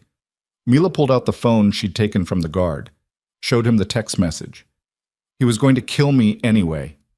Alexander read the message. Something cold and terrible moved across his face. "Get her out of here," he told one of his men. "Take her back to the estate, maximum security. No one gets in or out until I return." "No." Mila's voice was stronger than she felt. "I'm not going back to that house. I'm not going back to being your prisoner." "Mila, you chose." The words came out broken, raw. "Victor gave you an ultimatum, and you chose your empire over me. That text is proof." "That text is a lie." Alexander's voice was low, dangerous. "Victor never gave me 24 hours. He called 3 hours after he took you and demanded I turn over half my territory. When I refused, he said you were already dead." Mila's breath caught. "Then why am I alive?" "Because he's a sadist who wanted me to suffer before he killed you." Alexander moved closer. "I've been burning through his operations all night trying to find you. I wasn't choosing my empire, Mila. I was choosing to tear his apart." The words should have made her feel better. They didn't. "You lied to me," she said quietly. "About my mother. About Raymond's brother. About everything." "Yes." "Why?" "Because the truth would have destroyed you." Alexander's expression was stone. "Your mother made a choice 15 years ago. She saw me kill a man who would have killed dozens more if he'd lived. Marcus Donovan was a monster. He ran trafficking rings, sold children. Your mother knew it. That's why she helped me." "That's not—" "She took the money because she needed it. Because she was sick and terrified, and I was the only one offering a way out. But she didn't sell her soul, Mila. She saved it. Alexander's voice softened. And she spent the rest of her life making sure you'd never have to make that kind of choice. Then why didn't you tell me? Because you would have blamed yourself for her decisions, would have carried her guilt like you've been carrying Raymond's violence. He paused. And because I couldn't risk Raymond finding out before I dealt with him. So you let him hurt me. I had surveillance on you every minute. If he'd gone too far, if I thought he'd actually kill you, I would have ended it. Alexander's jaw tightened. But I needed him to disappear cleanly. No body, no investigation, no trail back to you or your mother's secret. That took time. Mila wanted to hit him, wanted to scream, wanted to do anything except stand here bleeding and exhausted while he explained why her pain had been acceptable collateral in his chess game. But she was so tired. "Where's Raymond now?" she asked. "Gone. Permanently." "That's not an answer. It's the only one you need." Behind them, one of Alexander's men cleared his throat. "Sir, we need to move. Victor will know we hit this location soon." Alexander nodded. He looked at Mila. "Come back to the estate. Let me finish this. Then you can leave if you want. I won't stop you." "Why should I believe you?" "Because I have nothing left to gain by lying to you." Alexander's expression was empty. "Victor exposed everything. Your mother's secret. Mine. The only leverage I had was keeping you safe and not knowing why. Now you know. So if you want to walk away, walk. But do it after I've made sure Victor can't touch you." Mila looked at the 3 guards zip-tied on the floor, at Alexander's men with their tactical gear and cold eyes, at the man standing in front of her who'd killed for her mother and lied for her and was now offering her exactly what she'd wanted from the beginning, a choice. "If I come back," she said slowly, "I'm not your prisoner, not your responsibility, not your debt to my mother." "Then what are you?" "I don't know yet." Mila met his eyes. "But I get to decide. Not you, not Victor, me." Alexander studied her for a long moment. Then he nodded. "Okay." The drive back to the estate took 40 minutes. Mila sat in the back of an SUV wrapped in someone's jacket, her broken arm cradled against her chest, watching the city blur past through bulletproof glass. Alexander sat beside her in silence. When they pulled through the gates, Helen was waiting at the entrance. She took one look at Mila and her expression crumbled. "Miss Bennett, I need a doctor," Mila said quietly. "The cast is destroyed." "Of course. Dr. Morrison is already on his way." They moved through the house in a quiet procession. Mila, Helen, Alexander, and 3 guards who positioned themselves at strategic points throughout the halls. Back to the same bedroom where this had all started. The same canopy bed and floor-to-ceiling windows and view of gardens that looked peaceful in the moonlight. Dr. Morrison arrived within 20 minutes. He examined Mila's arm in silence, his expression growing more concerned with each touch. "The bone shifted when the cast broke," he said finally. "It needs to be reset, properly this time. I'll need to sedate you." "No sedation." "Miss Bennett?" "No, sedation." Mila's voice was firm. "Just do it." Dr. Morrison looked at Alexander. Alexander nodded. "Give her something for the pain, at least." "Fine." The pill Dr. Morrison handed her was small and white. Mila swallowed it dry and lay back on the bed. "This is going to hurt," the doctor warned. "I know." It hurt worse than anything Mila had ever experienced. Worse than when Ray had broken it the first time. Worse than the zip ties. Worse than the fear and exhaustion and every broken piece of her life coming apart all at once. She didn't scream. She bit down on a towel Helen provided and let the pain wash over her in waves while Dr. Morrison manipulated bone back into alignment. Alexander stood by the window, his back to her, his hands clenched into fists. When it was over, Mila's arm was wrapped in a new cast. White, this time. Clean, professional. 6 weeks, Dr. Morrison said. No exceptions, and I want to see you every 3 days to monitor for complications. He left. Helen disappeared to get food and water. Mila and Alexander were alone. "You didn't have to stay," Mila said. Her voice was hoarse from the pain. "Yes, I did." "Why?" Alexander turned from the window. He looked exhausted. There were shadows under his eyes that hadn't been there before, and his shirt was stained with something dark near the collar. Because I failed you, he said simply. I promised your mother I'd keep you safe, and instead I put you in the middle of a war. Let Victor take you. Let him hurt you. You came for me. After you'd already saved yourself. Something like pride flickered across his expression. You broke out of a locked room, knocked out a trained guard, and stole his weapon. Most people would have waited for rescue. I'm not most people. No, you're not. The words hung between them. Mila shifted on the bed, trying to find a position where her arm didn't throb. What happens now with Victor? He's made his move. Now I make mine. Alexander's voice went cold. By sunrise, he'll have nothing left. No territory, no men, no leverage. And then I'll deal with him personally. You're going to kill him. Yes. No hesitation, no remorse. Mila should have been horrified, should have argued or tried to talk him out of it, or done something that proved she was still the person who'd walked into that hospital every day believing the world could be saved one kid at a time. But she just felt tired. Okay, she whispered. Alexander's expression shifted. You're not going to try to stop me? Would it matter if I did? No. Then okay. He moved closer, sat on the edge of the bed, careful not to jostle her. Mila, I need you to understand something. The person I am, the things I do, they don't go away because you're here. I can't be someone different just because you make me want to be. I'm not asking you to be. Then what are you asking? Mila looked at him. Really looked. At the exhaustion in his eyes and the blood on his shirt and the way his hands shook slightly, even though his voice stayed steady. I'm asking you to stop treating me like I'm fragile, she said. I broke out of that room on my own. I survived 3 years with Raymond.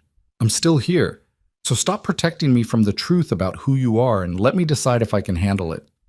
Alexander was quiet for a long moment. Then he said, Your mother was right about you. What did she say? That you were stronger than anyone gave you credit for. That if I ever underestimated you, I'd regret it. His mouth curved slightly. I should have listened. Helen knocked on the door. She entered carrying a tray with soup and bread and water, set it on the table near the window. Eat, she told Mila. Doctor's orders. She left. Mila ate because her body demanded it. The soup was good, warm. The bread was fresh enough that it fell apart in her hands. Alexander watched her in silence. Where will you go? He asked finally. After, when this is over. I don't know. Mila set down her spoon. Maybe nowhere. Maybe somewhere new. Maybe I'll just drive until I run out of road. You deserve better than running. So do you. The words surprised them both. Alexander stood, moved back to the window. Get some rest. Tomorrow's going to be difficult. Why? Because Victor knows he's lost, and men like him don't lose gracefully. Alexander's reflection in the glass was hard, cold.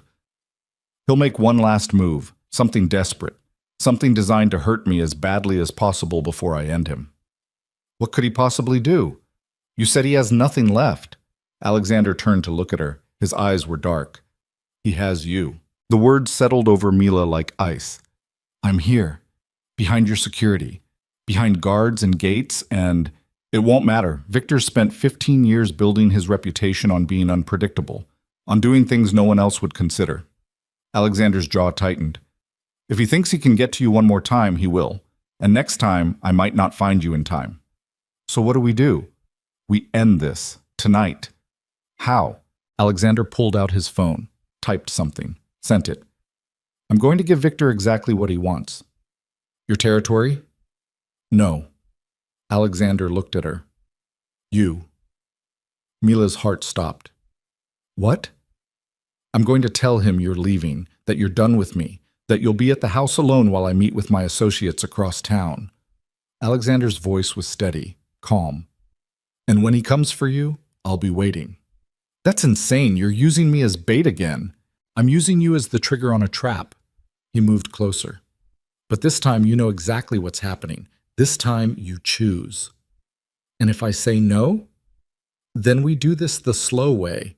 Months of hunting him through the shadows while you look over your shoulder every day wondering if today's the day he finds you. Mila's hands shook. She set down the water glass before she could drop it. When? 3 hours. I need time to position my men, to make sure every exit is covered and every sight line is clear. Alexander paused. You'll be in danger for maybe 10 minutes. After that, it's over. 10 minutes. Yes. Mila thought about the room she'd escaped from, the zip ties, the text message that said kill her, the gun in her hand and the man on the floor who hadn't gotten up. She thought about Raymond and her mother and the secret that had cost them both everything. She thought about Alexander Russo, who'd made a promise 15 years ago and had spent the time since trying to keep it in the most broken way possible. And she thought about herself. Mila Bennett, pediatric oncology nurse who collected rocks from dying children and believed the world could be saved one person at a time. That woman was gone. Maybe she'd died in the parking garage at the Meridian Hotel. Maybe in the locked room with the zip ties. Maybe years ago, the first time Ray had raised his fist. The woman sitting here now was someone different. Someone who'd learned that monsters weren't always the ones with guns. Sometimes they were the ones who made you believe you deserved the violence. And sometimes the only way to survive them was to become something just as dangerous. Okay, Mila said quietly. Let's end this. Alexander's expression didn't change, but something flickered in his eyes that looked almost like relief. 3 hours, he said. Get some rest. You'll need it. He left. The door closed, and Mila sat alone in the too-big bedroom with her newly casted arm and her torn dress, and the growing understanding that tonight would answer the only question that really mattered. Was she the woman Alexander had saved, or the woman who'd saved herself? In 3 hours, she'd find out. Mila didn't sleep. She lay on top of the covers in borrowed clothes for the second time in a week, and watched the clock on the nightstand count down the minutes until she became bait again. Except this time, she knew exactly what she was walking into. 2 hours and 47 minutes, 2 hours and 33, 2 hours and 9. At the 2-hour mark, Helen knocked softly and entered carrying a bag. Mr. Russo asked me to give you these. Inside was a pair of jeans, a dark sweater, sneakers that actually fit, and at the bottom, wrapped in black cloth, was a gun. Mila picked it up. The metal was cold, heavy. She checked the safety the way the guard had taught her by accident when she'd stolen his weapon. Does he think I'll need this? She asked. Helen's expression was carefully neutral. Mr. Russo thinks you should have options. She left. Mila changed into the clothes. They fit perfectly, which meant Alexander had known her sizes without asking. Another reminder that he'd been watching her long before that rainy night outside the hospital. She tucked the gun into the waistband of the jeans and pulled the sweater over it. 1 hour and 42 minutes. Alexander appeared at the 1-hour mark exactly.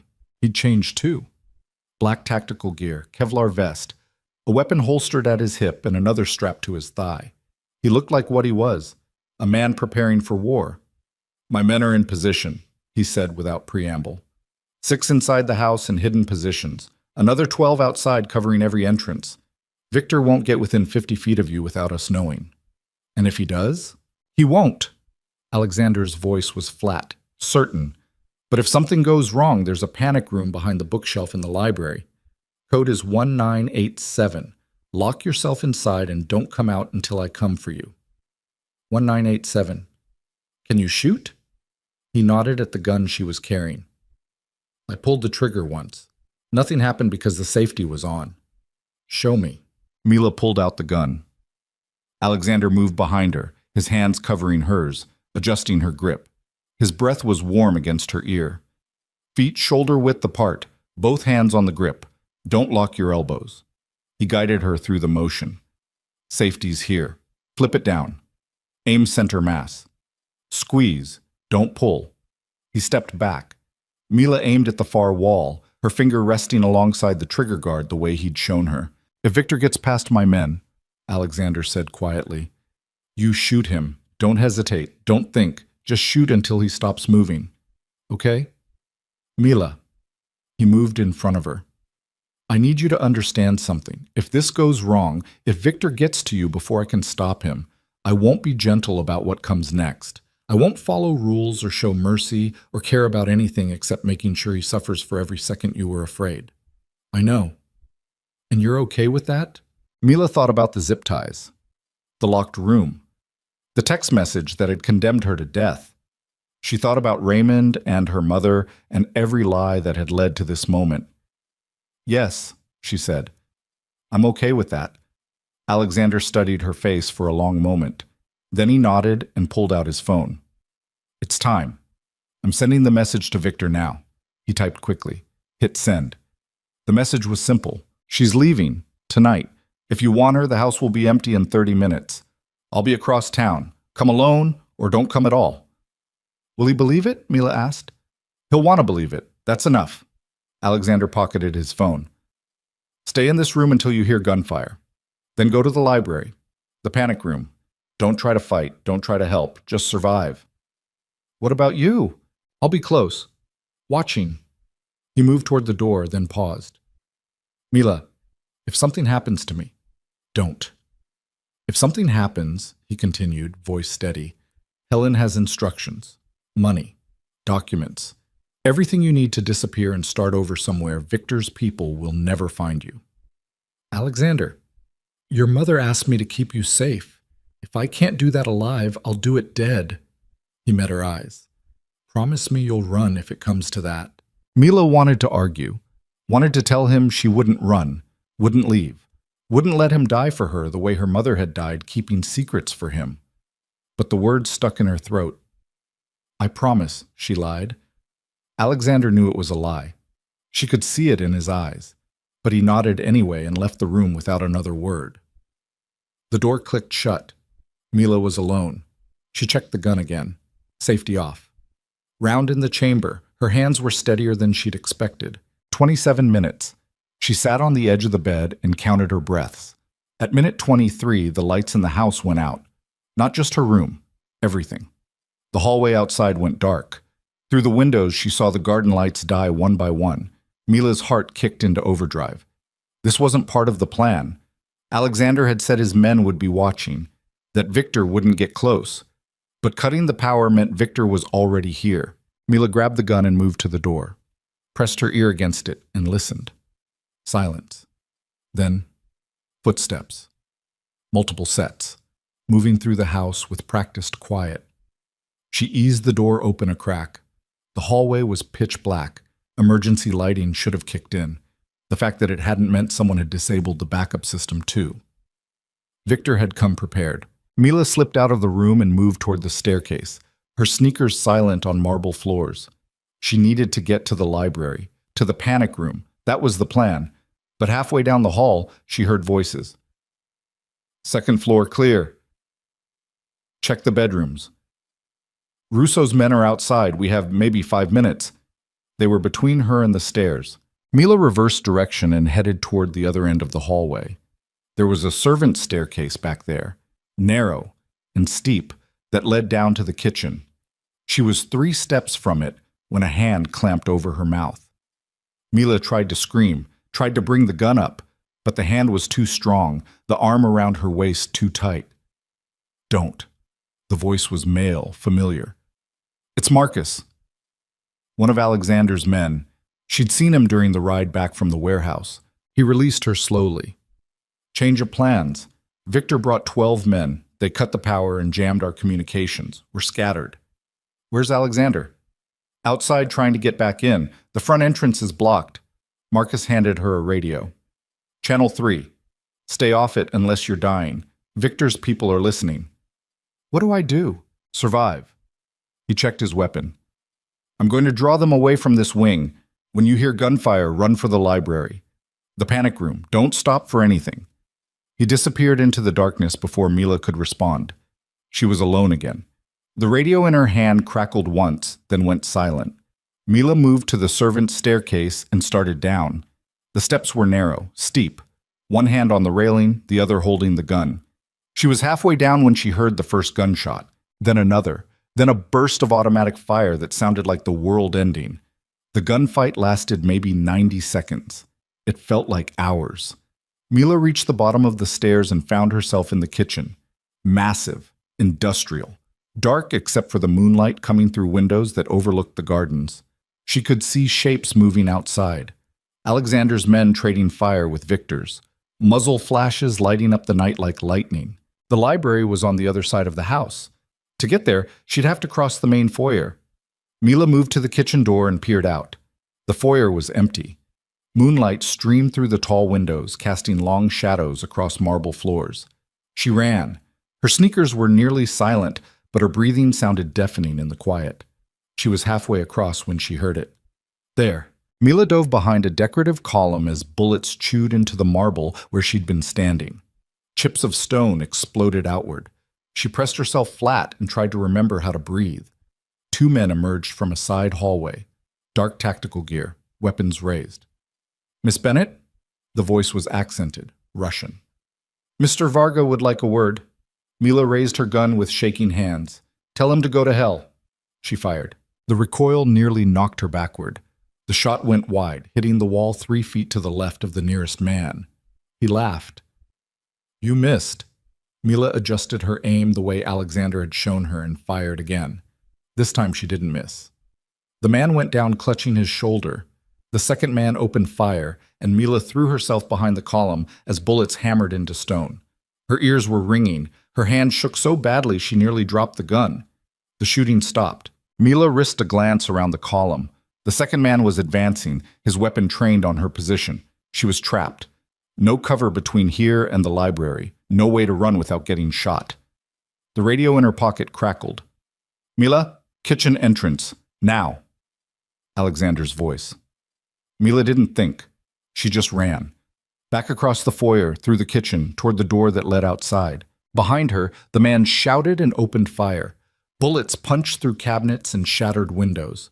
Mila felt something hot graze her shoulder, but didn't stop. She hit the door at full speed and burst out into the night. Alexander was there. He caught her with one arm, pulling her behind cover as return fire chewed into the doorframe.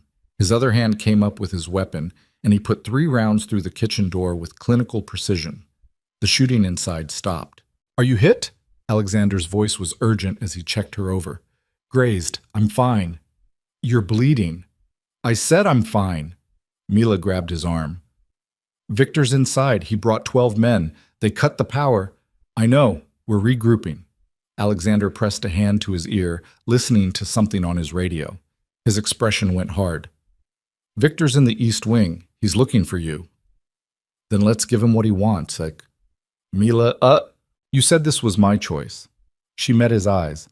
"I choose to end this. Tonight. No more running. No more hiding. We finish it." Alexander was quiet for 3 seconds. Then he nodded. "Stay behind me. Do exactly what I say. If I tell you to run, you run." "Okay." They moved back into the house. The gunfire had stopped. Alexander's men had pushed Victor's team back toward the East Wing, where the older part of the house created a maze of hallways and unused rooms.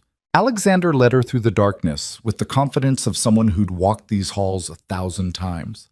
They passed 2 bodies, Victor's men, both dead. Mila tried not to look.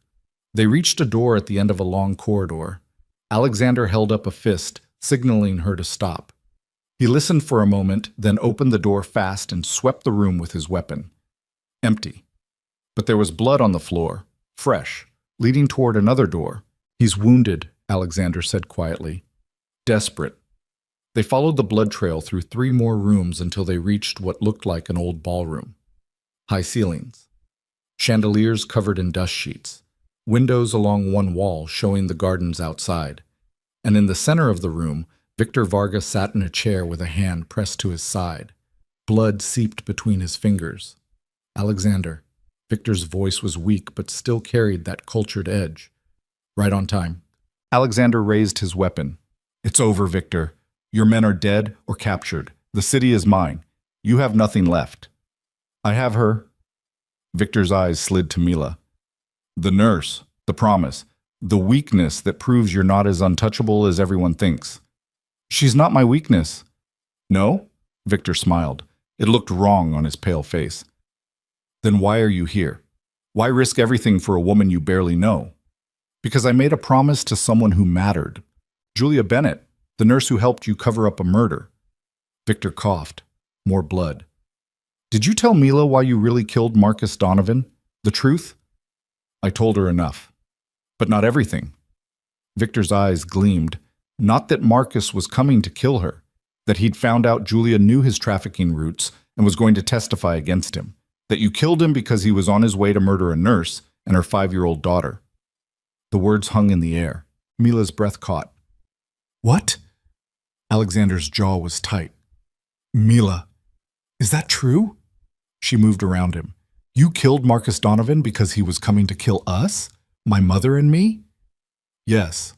Alexander's voice was flat. Your mother stumbled onto information she shouldn't have. Marcus found out. I got there first. So you weren't just some criminal she helped cover up. You saved our lives. And then I spent 15 years using that debt to control her. Alexander's expression was empty. Don't make me into a hero, Mila. I'm not. Victor laughed.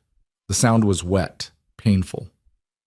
Even now you can't accept that you might have done one good thing, that maybe Julia trusted you because you earned it instead of bought it. Shut up, Victor. Make me. Victor tried to stand. Failed. Blood ran down his leg, pooling on the floor. Go ahead, Alexander. Finish it. Prove to your precious nurse that you're exactly the monster you think you are. Alexander moved forward, weapon raised. Mila caught his arm. Wait. Mila, just wait. She stepped in front of him, looked at Victor. You knew my mother was dying. You knew about the money Alexander gave her. You could have exposed it any time. Why didn't you? Victor's expression shifted. Something almost like respect flickered there. Because Julia Bennett was the only person who ever made Alexander Russo feel human, and watching him try to honor that debt while destroying himself in the process was more entertaining than any revenge I could have planned. You're sick. I'm honest. Victor coughed again. Your mother knew what Alexander was, what he'd become, and she forgave him anyway. That's not weakness, Miss Bennett. That's strength. The kind neither you nor Alexander seem to understand. Mila looked at the man bleeding out in front of her. The man who'd kidnapped her, tortured her, tried to kill her. The man who represented everything she should hate. But all she felt was tired. You lost, she said quietly. Not because Alexander is stronger. Not because he has more men or more money. You lost because you thought love was weakness. You thought caring about someone made you vulnerable. Doesn't it? No. Mila moved closer. It makes you fight harder, survive longer, become someone you never thought you could be. Victor studied her face. Then he laughed, and it sounded genuine. Maybe Julia was right about you too. He pulled something from his pocket. Alexander moved faster than Mila thought possible, his weapon coming up. But Victor wasn't reaching for a gun. He was holding a phone. One last surprise, he said. The men you captured? They have dead man switches. If I don't send a code in, he checked the screen. 4 minutes. They detonate the explosives in the foundation of this house. Alexander's expression went cold. You're bluffing. Am I? Feel free to test that theory. But I wouldn't recommend it if you want your nurse to survive the night. What do you want? What I've always wanted. Territory, respect, acknowledgement that I'm not just some pretender you can dismiss. Victor's finger hovered over the screen. Give me the docks and the West Side distribution. Give me half of what you built, or we all die here together. The room was silent except for the sound of Victor's labored breathing. Mila looked at Alexander. His face was stone, unreadable. But she could see the calculation happening behind his eyes. The math of lives versus territory, power versus promises. Don't, she said quietly. Alexander's eyes cut to her. Mila, don't give him anything. If you do, this never ends. He'll always have leverage, always have a way to hurt people you care about. You'll die. Maybe. Or maybe he's bluffing. Or maybe your men already found the explosives and disabled them. Mila moved to stand beside Alexander. But even if he's telling the truth, you don't negotiate with people like him. My mother taught me that. You don't give bullies power just because they threaten violence. Victor's expression hardened. How noble. Let's see if you still feel that way when the ceiling comes down.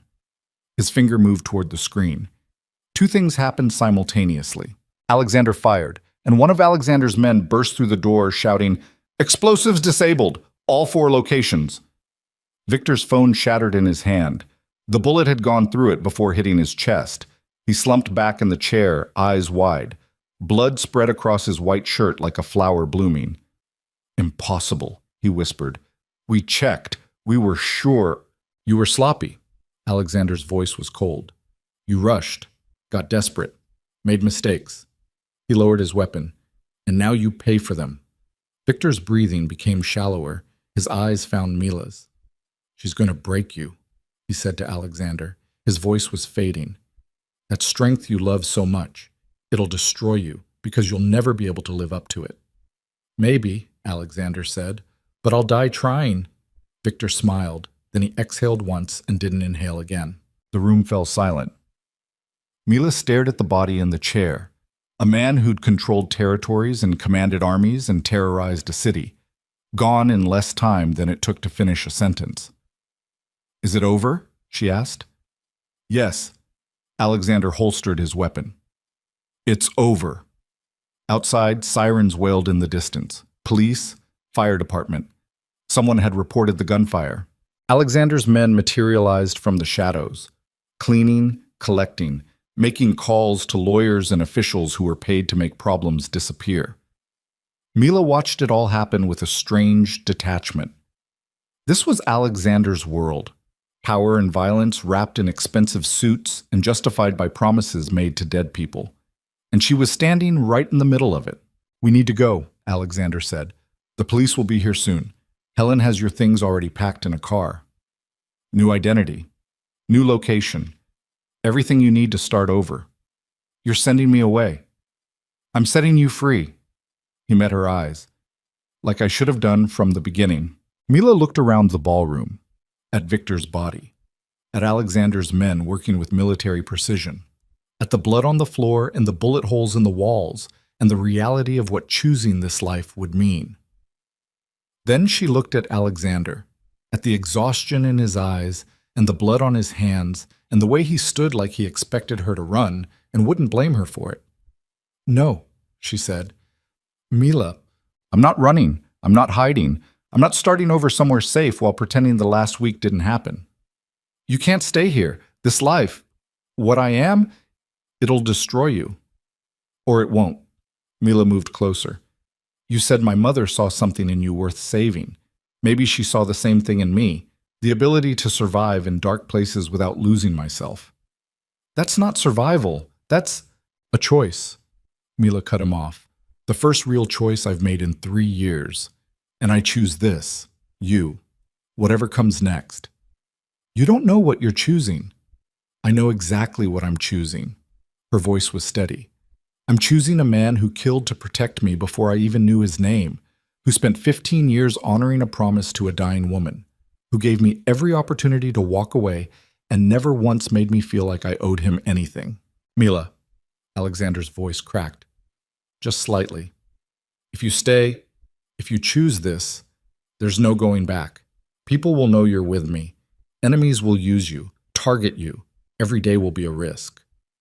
Every day is already a risk. At least this way, I'm making the choice instead of having it made for me. They stood in the ruined ballroom while sirens got closer and Alexander's men moved around them like shadows. Your mother would hate this, Alexander said quietly. My mother kept secrets for you for 15 years. She knew exactly who you were and trusted you anyway. Mila reached out and took his hand. It was warm, solid, real. I think she'd understand. Alexander looked down at their joined hands, then at her face. Something shifted in his expression. The careful control cracked, and underneath was something raw and desperate and almost like hope. If you stay, he said slowly, you do it on your terms, your rules. You work at the hospital, keep your life, your identity. I won't cage you. And if I want to be part of this, your world, then I'll teach you how to survive it, how to see the danger coming, how to protect yourself when I can't be there. Deal. The word hung between them for a heartbeat. Then Alexander pulled her close, one hand tangling in her hair, the other settling at the small of her back. You're insane, he whispered against her temple. Probably. This will be hard. I know. You'll see things, know things, carry things you can't tell anyone else. I'm already carrying them. Alexander pulled back enough to look at her. His eyes searched her face like he was trying to memorize every detail. When did you become this person? He asked. Maybe I always was, I just needed someone to stop protecting me long enough to find out. Outside, the sirens were close now, less than a minute away. Alexander's second-in-command appeared in the doorway. "Sir, we need to move." Alexander nodded, but he didn't let go of Mila's hand. They walked out of the ballroom together. Through the house with its bullet holes and bloodstains, past Alexander's men who nodded respectfully as they passed, out into the gardens where dawn was just starting to break over the horizon. Helen waited by a car. She saw them and smiled, actually smiled. "Miss Bennett, I'm glad you're staying." "Me too." Helen handed Alexander a phone. "The lawyers are ready. The police commissioner is on hold, and your associates are waiting for confirmation that the Vargas situation is resolved. Tell them it is." Alexander pocketed the phone. "And tell them I'm taking the day off." Helen's eyebrows rose. "Sir?" "You heard me. Handle it. I'll be available tomorrow." He guided Mila to a different car. Smaller, faster, the kind of vehicle that didn't announce itself. "Where are we going?" Mila asked as they drove through the gates.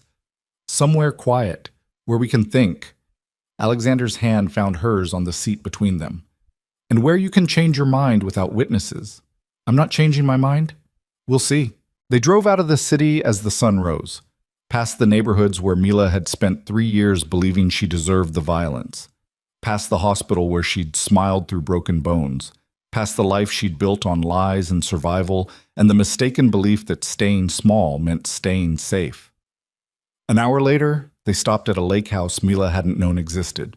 Small, private, windows overlooking water that reflected the morning sky. Inside smelled like cedar and coffee. There was a fire already burning in the fireplace. Someone, probably Helen, had stocked the kitchen and left fresh clothes in the bedroom. Alexander made coffee while Mila explored. 2 bedrooms. A bathroom with a tub big enough to drown in. A porch that extended over the water.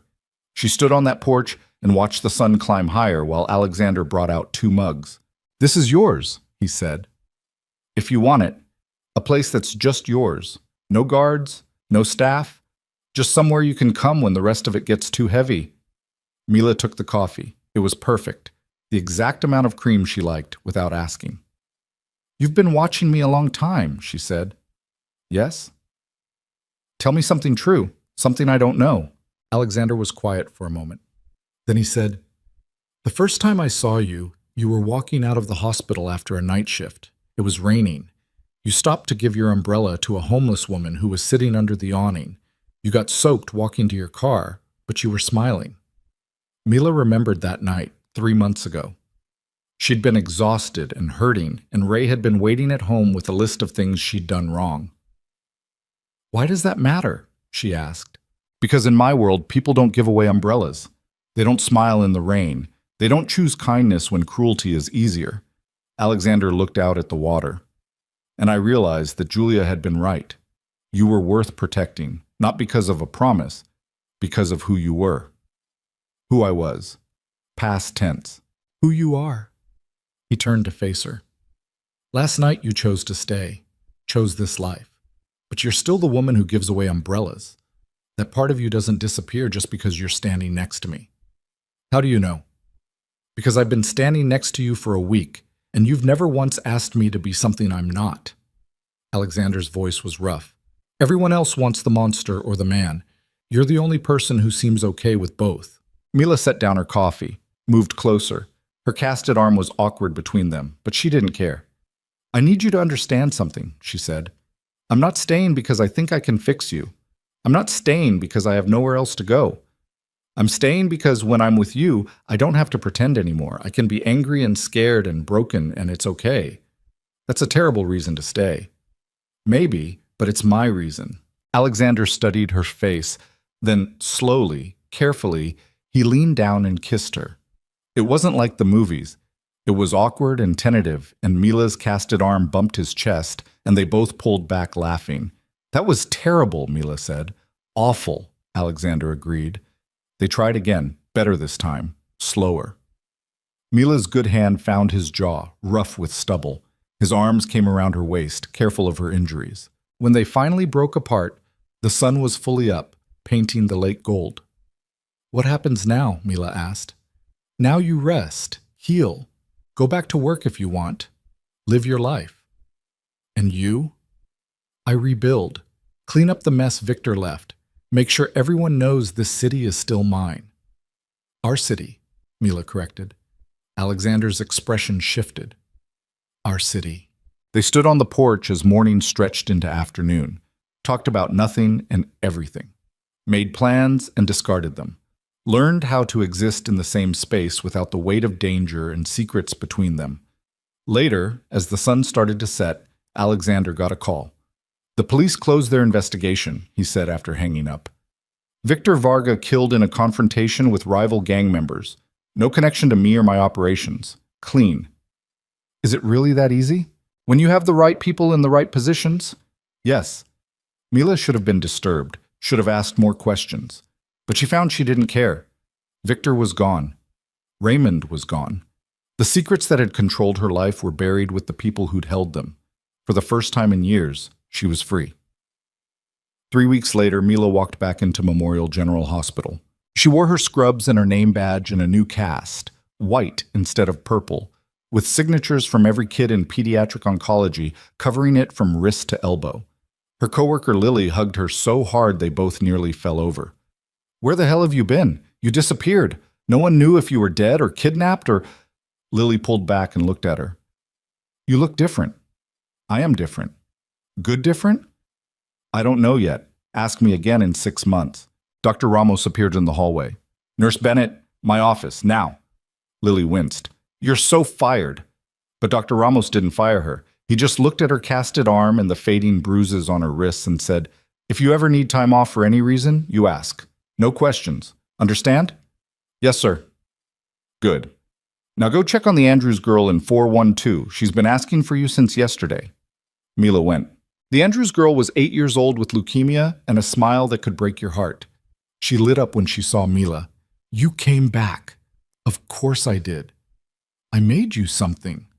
The girl held out a drawing, 2 stick figures holding hands, one tall, one short. "That's you and me, so you remember."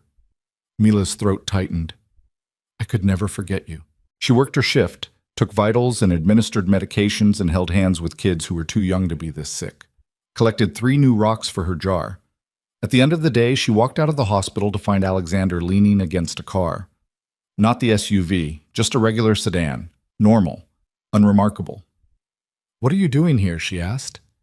"Making sure you got home safe." "I can take the bus." "I know, but humor me."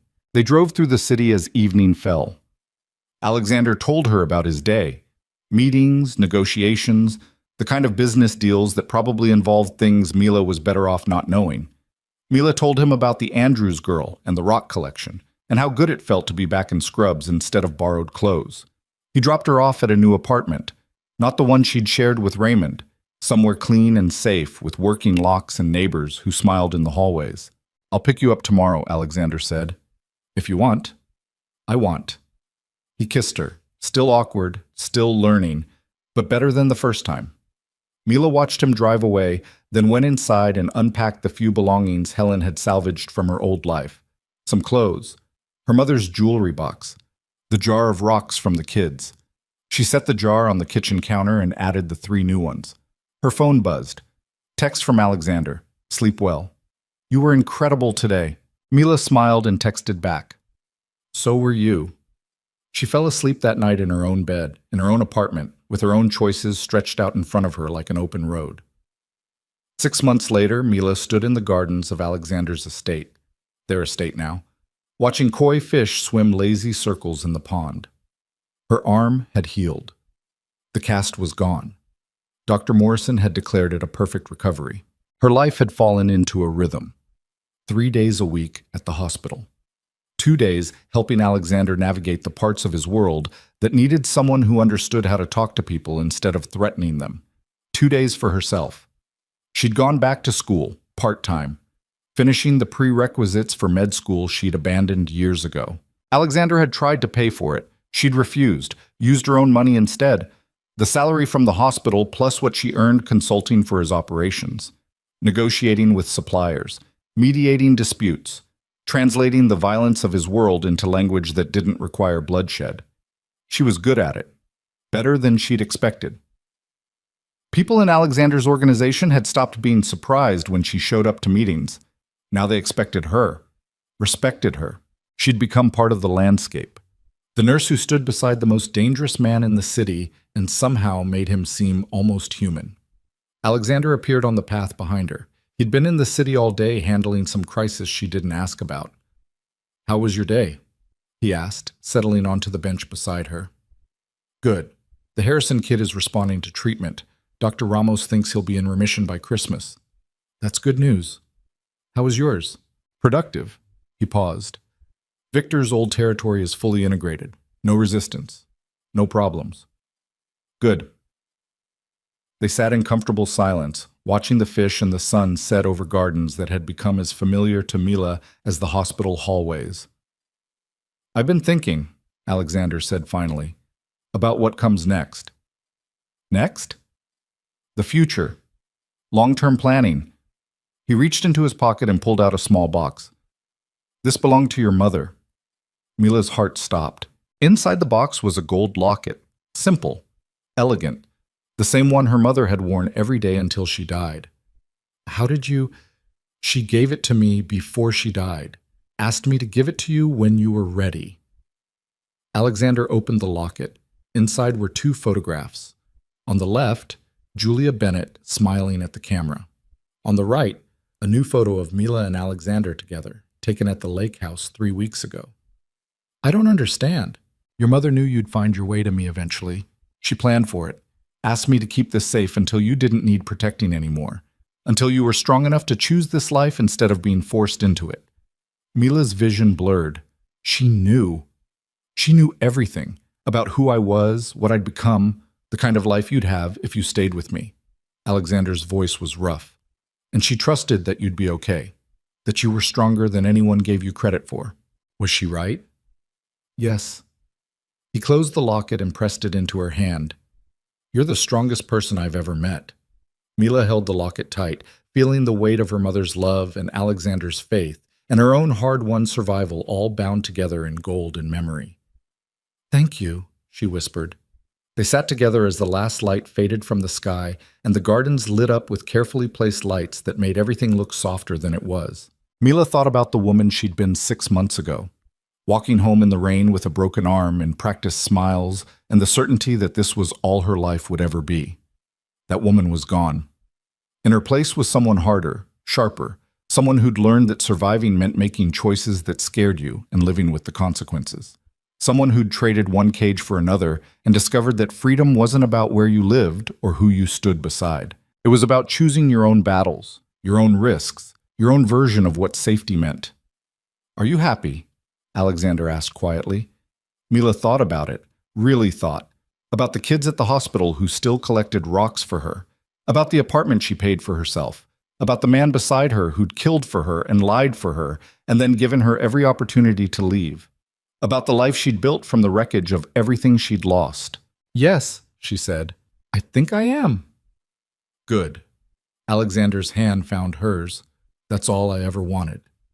They sat together until the stars came out, and somewhere in the city, life went on without them, unaware that the most dangerous man in the territory and the nurse who'd chosen him were just two people trying to figure out how to build something good from very bad beginnings. And maybe that was enough. Maybe that was everything.